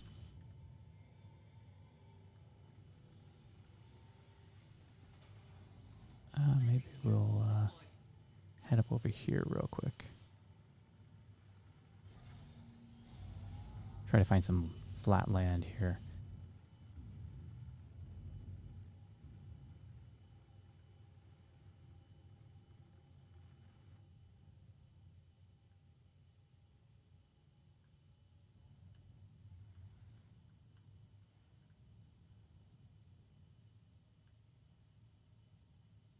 That's pretty good.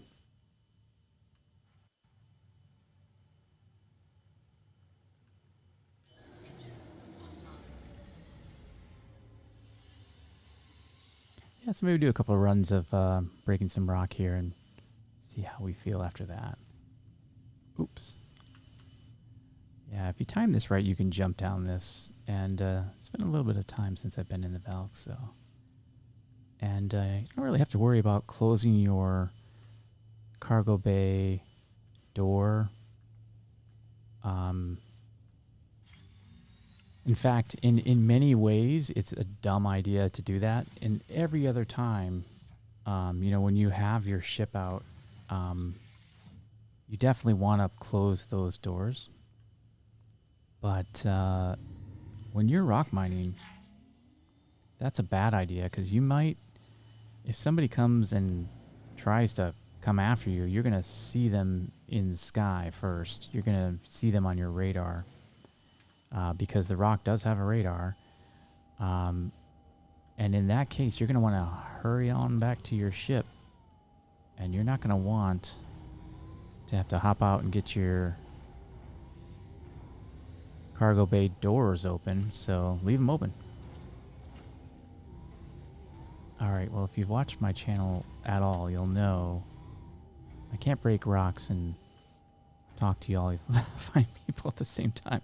So what I tend to do is give my breast a little, my voice a little rest here, and break some rocks, and you can kind of see it happen, but not have to hear me talk through it. But if you have questions or anything like that, feel free to chime in. I'm happy to answer those. But if not, to show you the process of breaking some rocks.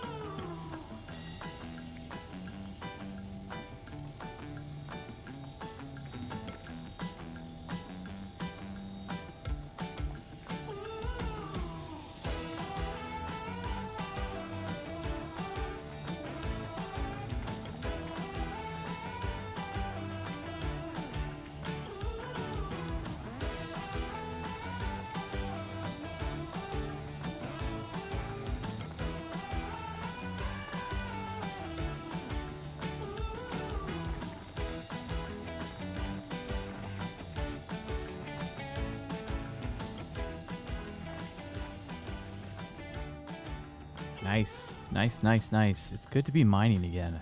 Doing something that I know. I tell you, I think the longest stream I did, I was mining. And this is the Grey Cat Rock. I do have a orange paint on this one.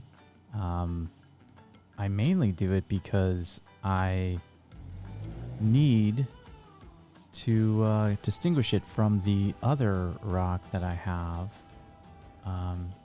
You can upgrade these things. A lot of people don't know that. And a lot of people say it's not worth upgrading. I disagree. Where'd my ship go?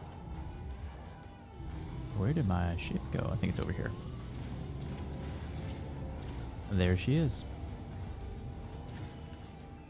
And you can upgrade. You can upgrade the power plant, which is, I think, the most important thing to upgrade on a rock. It's a size 0. And here, yeah, let me just jump in here and I'll tell you what I've done to this rock. And it is definitely worth upgrading. Now, if you're renting, of course, you can't upgrade rentals.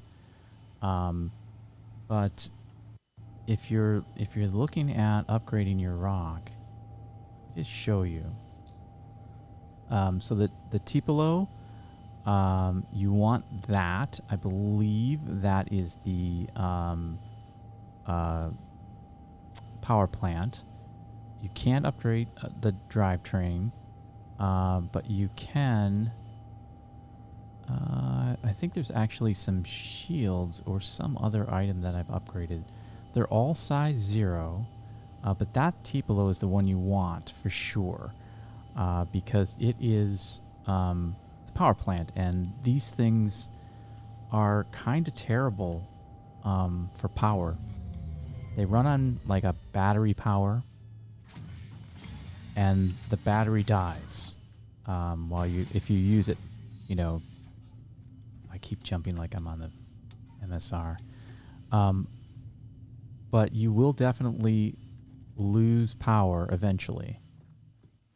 And as you're mining, you start getting into like mining for an hour or so in the rock, and it will definitely die on you. So less so, far less so, if you upgrade that power unit.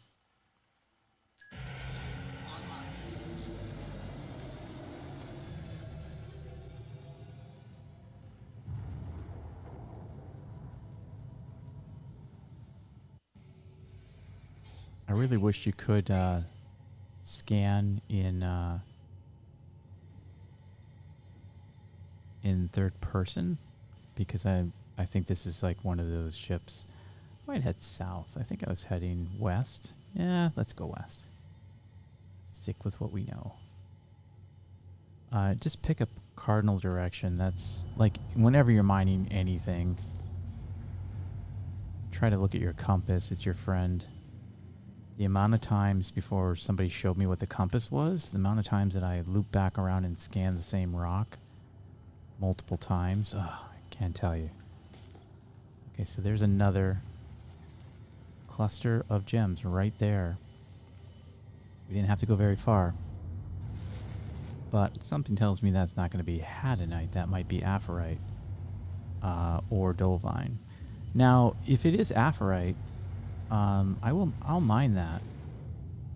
Aphrite is worth mining, especially in a cluster, but it's not as valuable as hadanite. Hadanite, by the way, is the most valuable commodity that you can mine. Yes, even more so than quantanium. It's just that you can get a lot more quantanium than you can hadanite. That's dolvine. So I really won't mine dolvine at all. It's just not worth it. It's too volatile, and it just takes up room in your cargo. And you don't need it.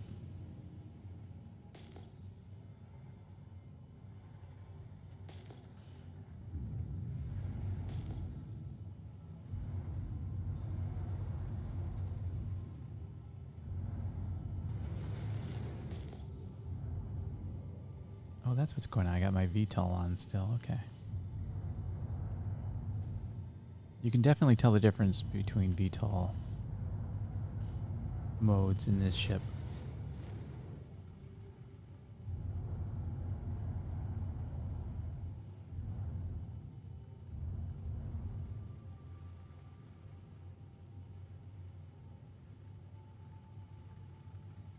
Oh, that's Hadnite. Great. That's 3. I mean, look at that wind. That actually is, under normal circumstances, you would get kind of bounced around there. So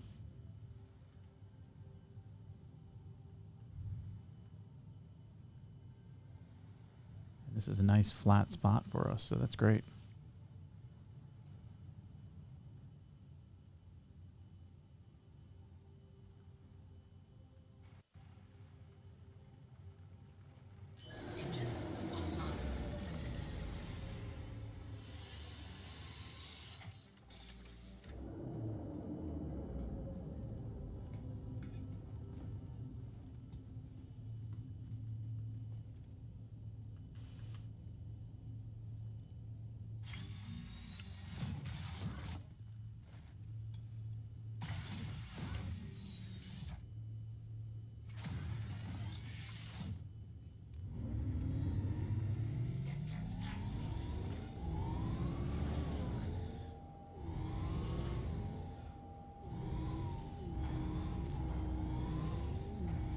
Rocks in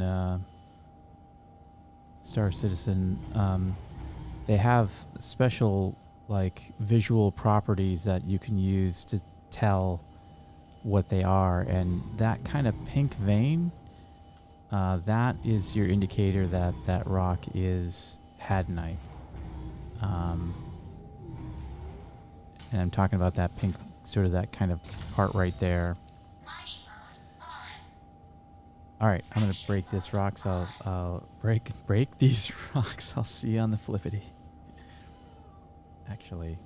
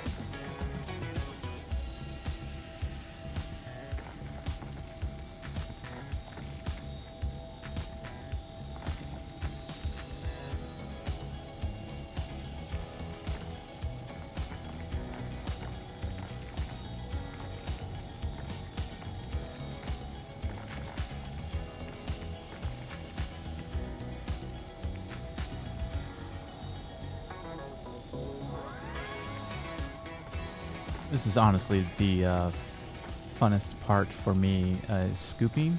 I think rock mining scooping is, I don't know, much more entertaining than, mined material through a prospector and scooping that way. I don't know why. Just, it's a little more involved. It's more violent too. Like those rocks just bounce all over. And yeah, it's just a lot of fun. Scooping. Scooping is more fun.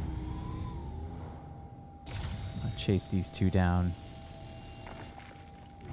And you can pick those up by hand too. You can just go get out of your rock and pick them up if you want. Of course, that's a slow way to do it. And the more appropriate way is to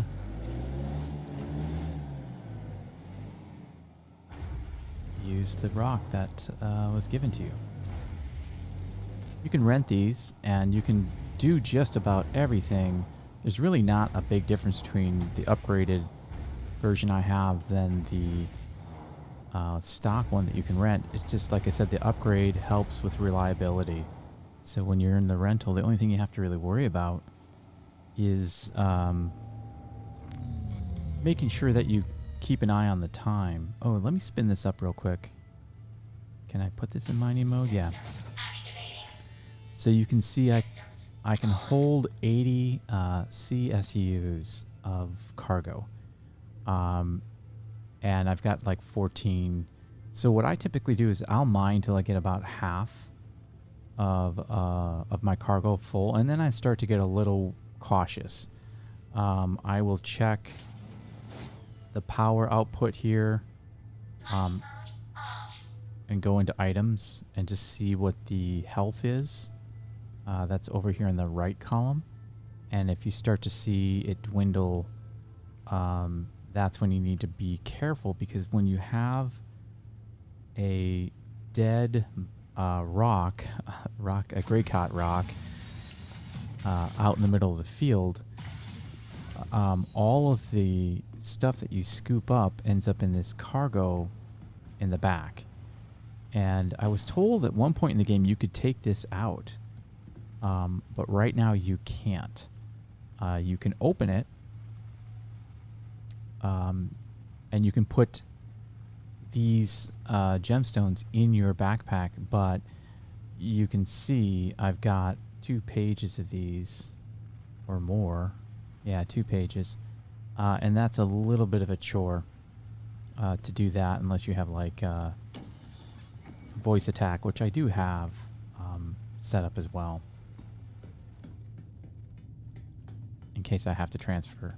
And I usually do. I usually transfer them out of the rock into the Valk.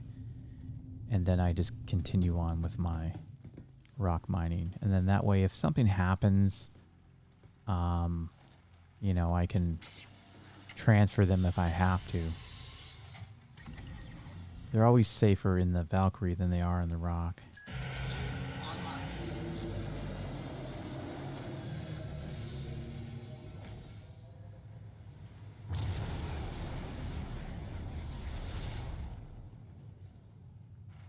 Landing gear raised.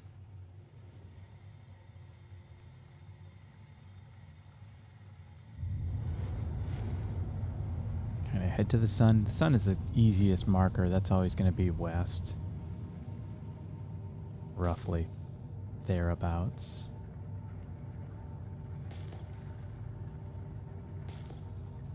Some proper rocks down there.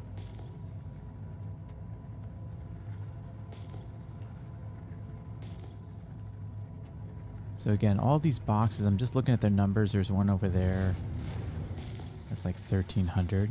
And it dropped off my radar pretty quickly, but it's over here. Ooh.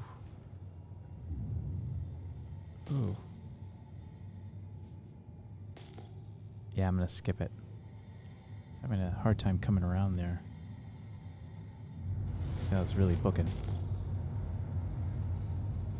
So there's a 4,000. And a 5,000. That 4,000, that's the one I'm interested in. It's right in my path.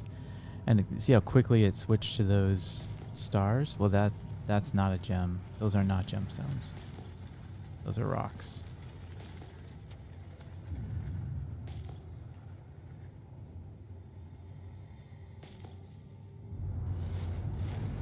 But see that 1800 with that box right in front of me? I'm going to keep pinging that. And that's going to be a gemstone, but it's only one. See, turned into a diamond. So that's not really worth my time.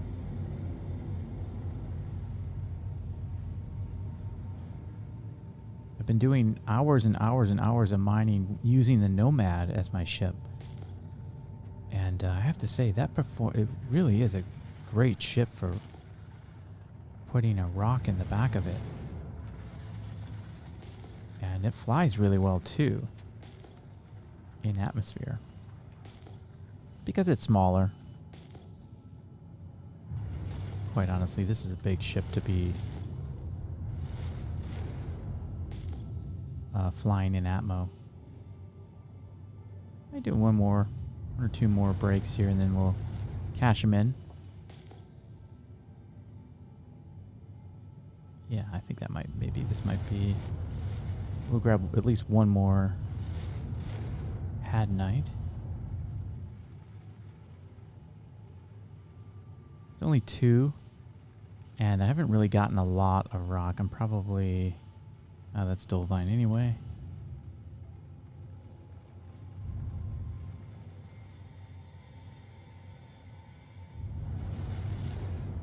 I'll check that one out up here.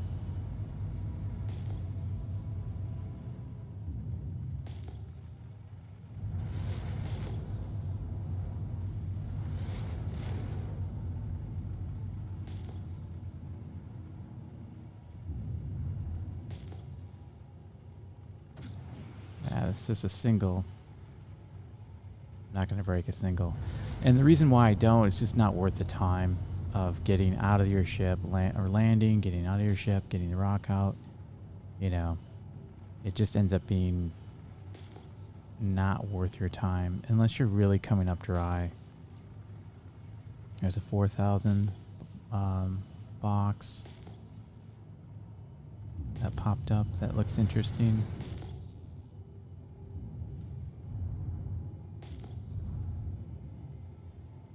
Yeah, there's a couple of... Is that 3? Yeah, 3 or 4. And of course, you really have to get in close to scan these gems. You're really getting like within a few meters. So you got to be careful not to run into the ground like I did the other day. Oh, that's Hadnite. Yeah, let's break that. That's awesome. Landing gear deployed. Also awesome that it's really easy. You know, there's a nice little landing spot here.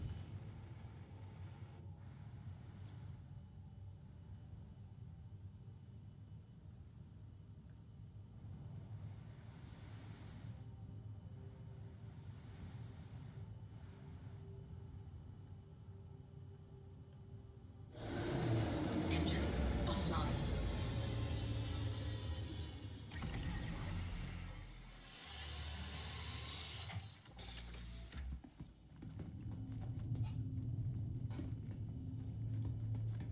Oh, you know what? Before I get out there, we just grab a quick drink. If you're at home, this is a good time for you to get a drink. Just get something. Stay hydrated.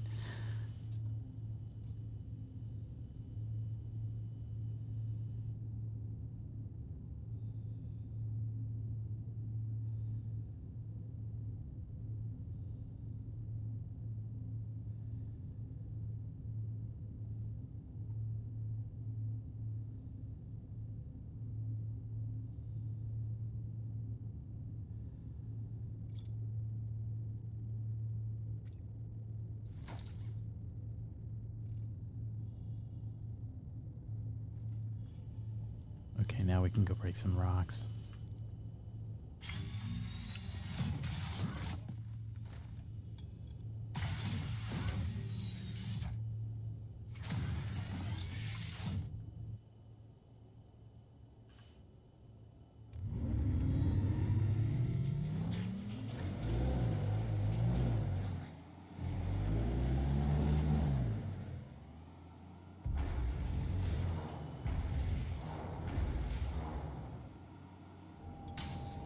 Starting to get dark here too, so all right, I'm gonna break.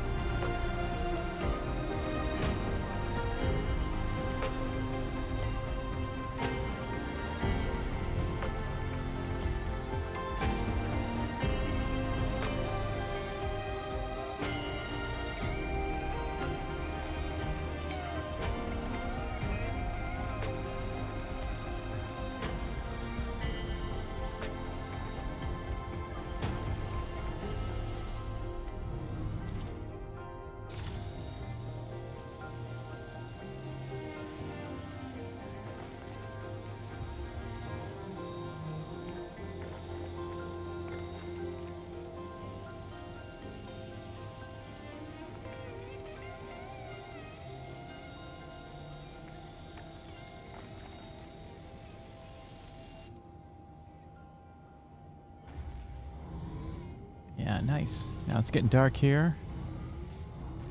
I chase this one down.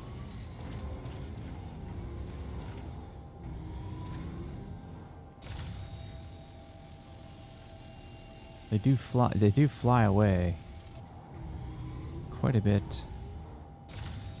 And if you overcharge, that's the danger when you're rock mining. It's not so much that it's going to blow up on you. When the rock blows up, it doesn't really do any damage to your ship or to your vehicle. Not to say that it won't. It can, but what's more likely going to happen is those gems are just going to fly all over the place. And then you have to hunt them all down. And they fly away quite a bit away. So that's really the danger, you know? So rock mining is great for if you're just learning mining in general. You know, hand mining is great because it's, you know, it's also low risk. But this is great because you make more money rock mining. In fact, I know a lot of people will use the rock to earn credits to buy a prospector. And that's a great way of kind of doing it. Probably can make about 270 something thousand with a full load. I haven't done the math on that. But again, that's also because I don't normally fill the rock. I usually don't. It is, it will usually break down before I actually would fill it up. All right, let's go sell this.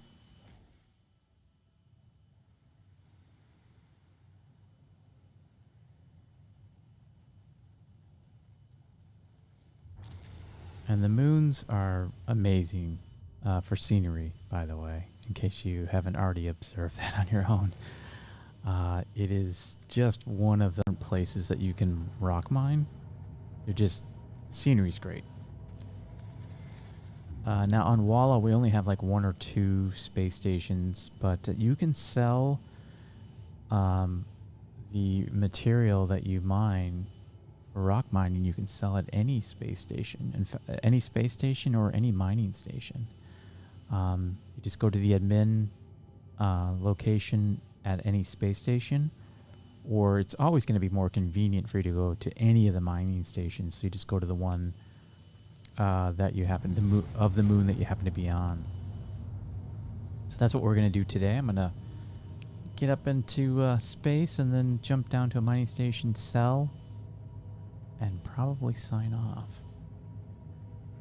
We've been going for a little over a couple of hours.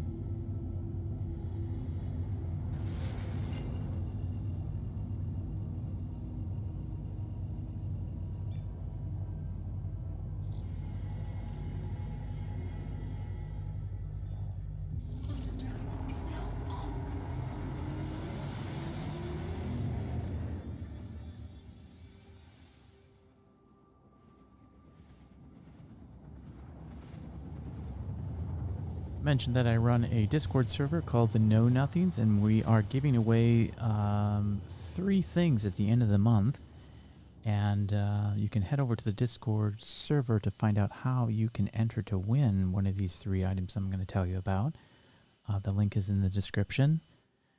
And we're going to extend that to qualifying people who are checking out the stream, because I'm trying to grow the stream here. So if you happen to have checked out the stream, just go ahead and introduce yourself. Just say hello on the Discord server, and if you haven't already, and I will enter you in. And we are giving away 3 things. The first is we are giving away a vehicle. We're going to give away the Gray Cat STV. That's the new direct to fly, the new direct to ready to fly ship vehicle that they announced at CitizenCon. And so you'll get one of those, or we're giving away 1 million Alpha UECs. And then the third thing we're giving away is a subscriber item, which is the Zeus suit. That comes in 3 different colors, orange, gray, and white. And you'll get your choice of color. So whichever color of those 3 options you want, if you happen to be the winner, you will be gifted that. That's about I think the Zeus suit is like $12, something like $12.50 US, and the Gray Cat, I'm blanking on what it is. I think it's under 100. I want to say, like, I don't know. I can't really remember what it costs, but I'm oops, I did not put my landing gear down. I am we've been giving away all 3 of those every month, and the ships that we're going to give away, or vehicles, they'll probably be under 100 for a little bit, because I'm funding this out of pocket until we get the community big enough to help support some of that. So and I'll try to give away a subscriber item of interest, like this year, or this month rather. It wasn't really anything of interest to give away. So I'm going to continue with the Zeus suit because that's more popular. So if you ever, kind of pop in there and, thank you, Spaceball. I really appreciate that. He just said that he was going to boost the server, and I was just going to say how you can enter to win. It doesn't cost you anything. You just literally have to go in there and say hello. And either join me on stream, say hello on the stream, or get to a level by chatting. Level 3, I think, is what I said. Yeah, and that doesn't cost you anything but a little bit of your time. And so if you do that for me, I'm gonna try to spread the wealth around and share a ship, or share a what we can. So the million. Alpha AUC, or EUC rather, that's kind of coming out of my account here, so that's why I'm doing mining and trying to keep my balance up, so that I can keep that rolling. And I do, in case you're unaware, I'm a software developer by trade. I own my own software development company, and one of the things that I did as a kind of a hobby project is I coded and kind of developed my own Discord bot. And so if you happen to run a Discord server and you want a custom bot, this bot that I've made is called Hawking, and it has to be custom to my community, and they are a lot of minors, not underage people. I don't like that term, minors. They are the mining type, or Jack Axton calls them rock hunters, which I think is badass. So yeah, if you're a rock hunter, the bot helps you by keeping track of your work orders. It can keep track of your balance, your in-game balance, if you're interested in keeping track of that. Like, for example, right now, if I were doing trading, why did I come in here? I'm not spawning anything. If you're doing trading, it's nice to have kind of a before balance and an after balance, and it'll tell you the difference between your balances, and you can just enter whatever credit balance you happen to have. And so it's great for trading. Like I said, it keeps track of your work orders. So if you're interested in learning about, how much you've made historically in the game, and, what your average work order amount was, it keeps track of that for us. It also does the share, which is a very common mining feature, where if you're out mining with a group of people and you want to split up the winnings. If you're in a mole, typically the way it works is the captain has to go up on kind of on the spot, do the math, and pay the scouts and pay the security and pay the crew. Well, this bot does that math for you. And also, I was using it to track the mining missions that I did on Magda and Daymar, and it keeps those stats handy for me as well. So we just made 65K, 65,725. Not too bad, not too bad. And so I'll enter this into the bot, and it'll keep track of our stats for us. And it also is being built to, although this feature isn't completely done, we are using the bot to do loans and credit.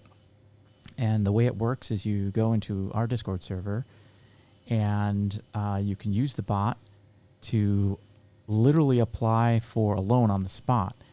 And it will essentially dole out kind of a entry level value that you can give you kind of a credit line that you can loan from our org.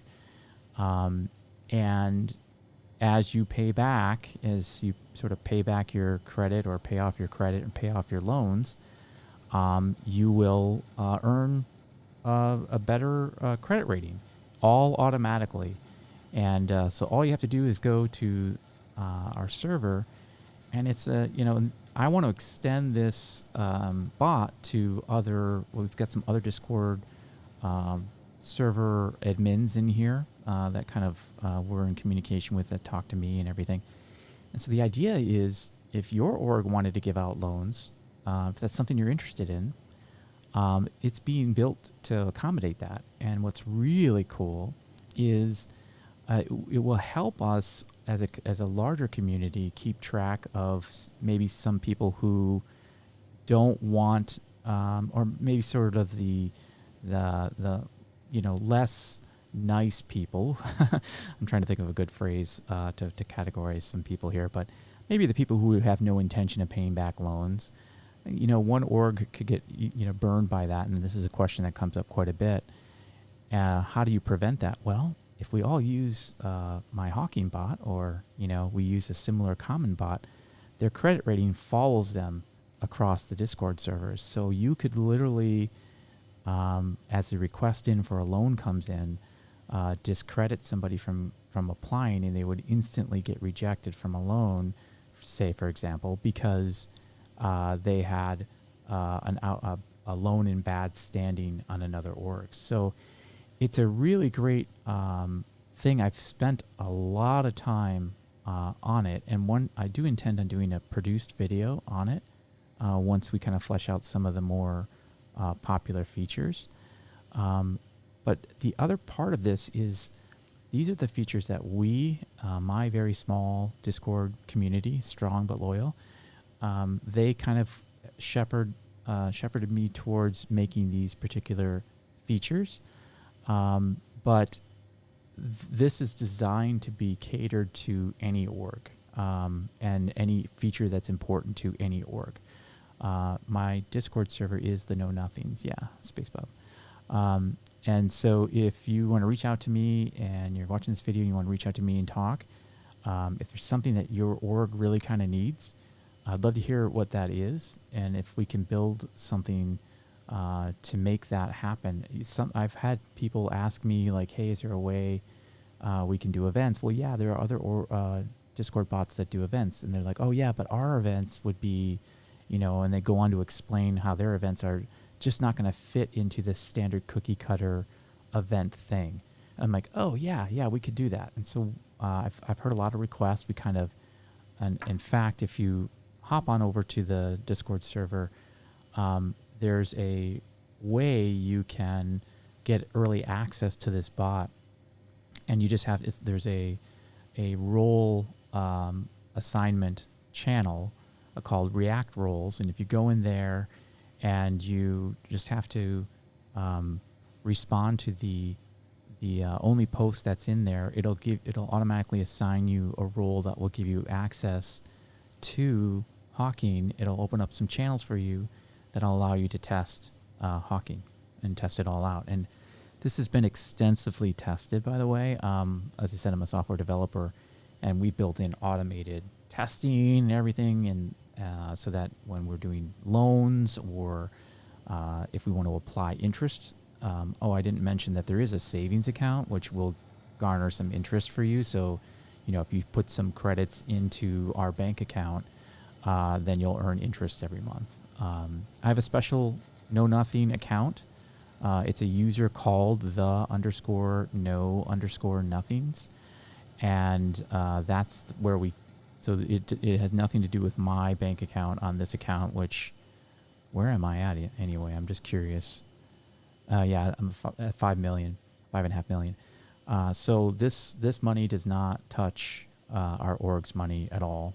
I do put money in there because I'm the owner of the bank. But beyond that, you can contact and message the bot in a public channel, so people can see things. So there's total transparency when loans are given. Or you can message the bot directly if you're interested in keeping some information private only to you. So I'm excited about the bot. I've literally been working on it for, I want to say like 3 months now. And I use this bot every single day. Like I just entered in my balance, and I can tell you what my average balance is from every entry, what my highest balance and lowest balance was. I did it for this work order when I was doing some mining. And so I can tell you right now that my work order, like how many work orders I have in mining, I just do a simple work order stats command. And I can tell you that right now I've got 633,160 alpha UECs in outstanding work orders. So it's really cool. It's something that I think can bring the community together. I've kind of been rambling on about this, but I'm really proud of it. And if you happen to be watching this and you're interested, stop by my Discord server, say hello, say you want to chat. I'll give you a demo of it if you want, or we can hop on Discord and I can kind of run you through where it is right now and where I plan to take it. Another idea that we had in our community was a way to do basically, and Space Hub, I was thinking of you earlier when I had this conversation, but then, you had your thing happen. And I know it was upsetting. And this relates to another feature I want to put in this bot, which is reputation. So imagine we all have our orgs, right? And somebody comes in and does something highly inappropriate or a bannable offense. Well, how do we prevent other orgs and other streamers from getting stream sniped or from being a victim to these bad actors?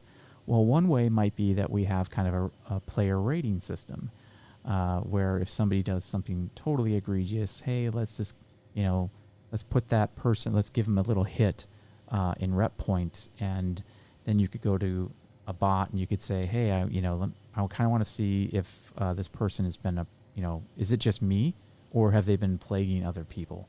And you could kind of get, or if you meet somebody new and they want to be on your stream, maybe you go check to see if they have a rep, like a bad rep. So that's just one idea that we were kind of tooling around with. That feature isn't baked in, but the whole purpose of Hawking is really to kind of fill in the gaps where the game doesn't provide the thing that a fleshed out game would, a completed game would. Like for example, the work order. We don't have a way of tracking work orders in this game. Once you fulfill a work order, it's done, it's gone. So that's where Hawking will come in and fill that gap, and any of the other gaps. Like you should be able to loan money, or you should be able to keep track of who's paid what. So all of that is kind of baked in already. So I'm really proud of this. Again, if you're interested in checking it out, let me know, and I'd be happy to share it. I'm not doing that for money. That would be something that in its initial stage, this would be free software to be used until it actually gets commercially viable, and then I might do something like a typical Discord bot might do, which is, do a one-time charge or a subscription. But we're way away from that. So anyway, beyond that, SpacePub, check Alpha UEC. Oh, you want me to check mine? Oh, man. Oh, man. Oh, man. Thank you, man. Oh, man, you didn't have to do that. You did not have to do that. Now, I can't look at numbers without commas, but that's an awfully generous of you. Oh, jeez. Thank you so much for that, SpaceBub. I really appreciate it. I tell you, I will be putting that money in the bank. Oh, man. That's so awesome. Thank you so much for that. I really appreciate it. And certainly going to put that money to good use. I promise that I'll go to the org. So, yeah, I think people are very generous in this game. I know I try to pay it forward as much as I can. And I'm really happy to, pay people when they're like, oh, man, I just need a little bit more for a ship. And it's like, I've been fortunate enough where people have helped me get to a ship.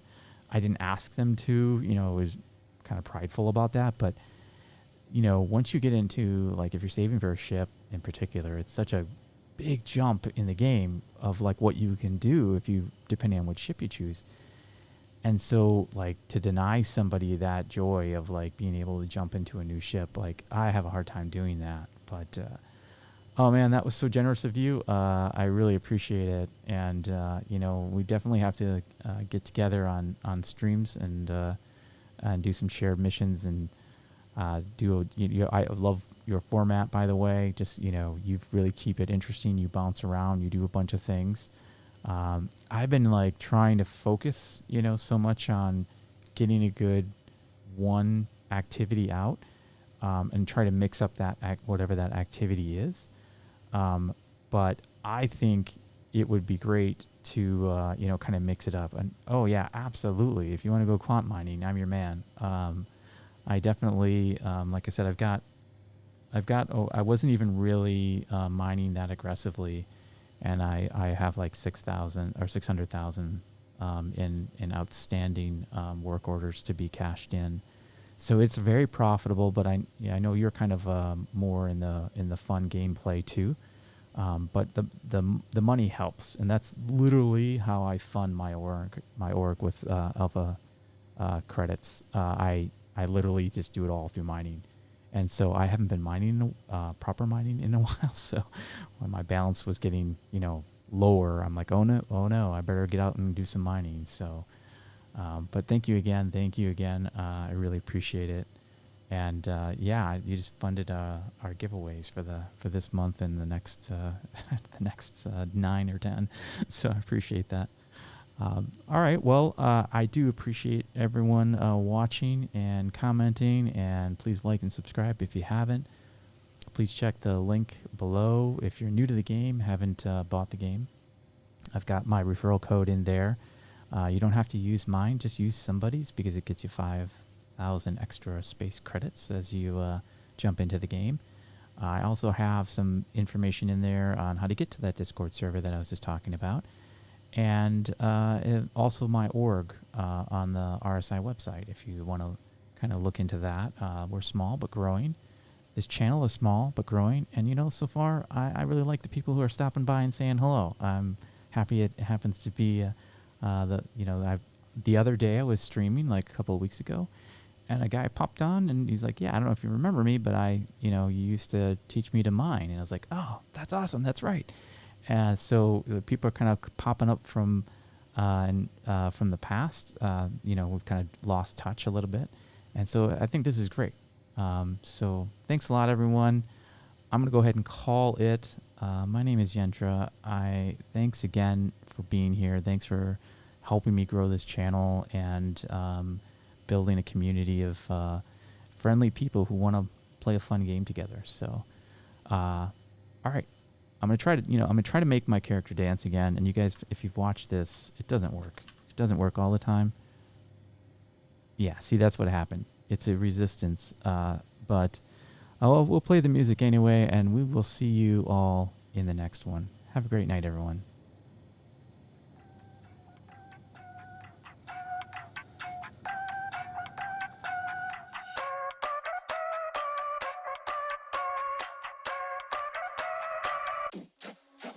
Oh, we wildin', we drinking cherry wine and we dancing on an island. We going back the finest. Yeah, young Miss Tequila and call me señorita. Ay, papi, got me dreaming. My legs up on the ceiling. Oh, yeah. I know when he come, he ain't never gonna leave. No. Hit it the night run and that's the way I wanna be. So don't think I'm the one to won't ever be enough. Mix until I know, bitch, I ain't the one. He don't want love. He just wanna fuck.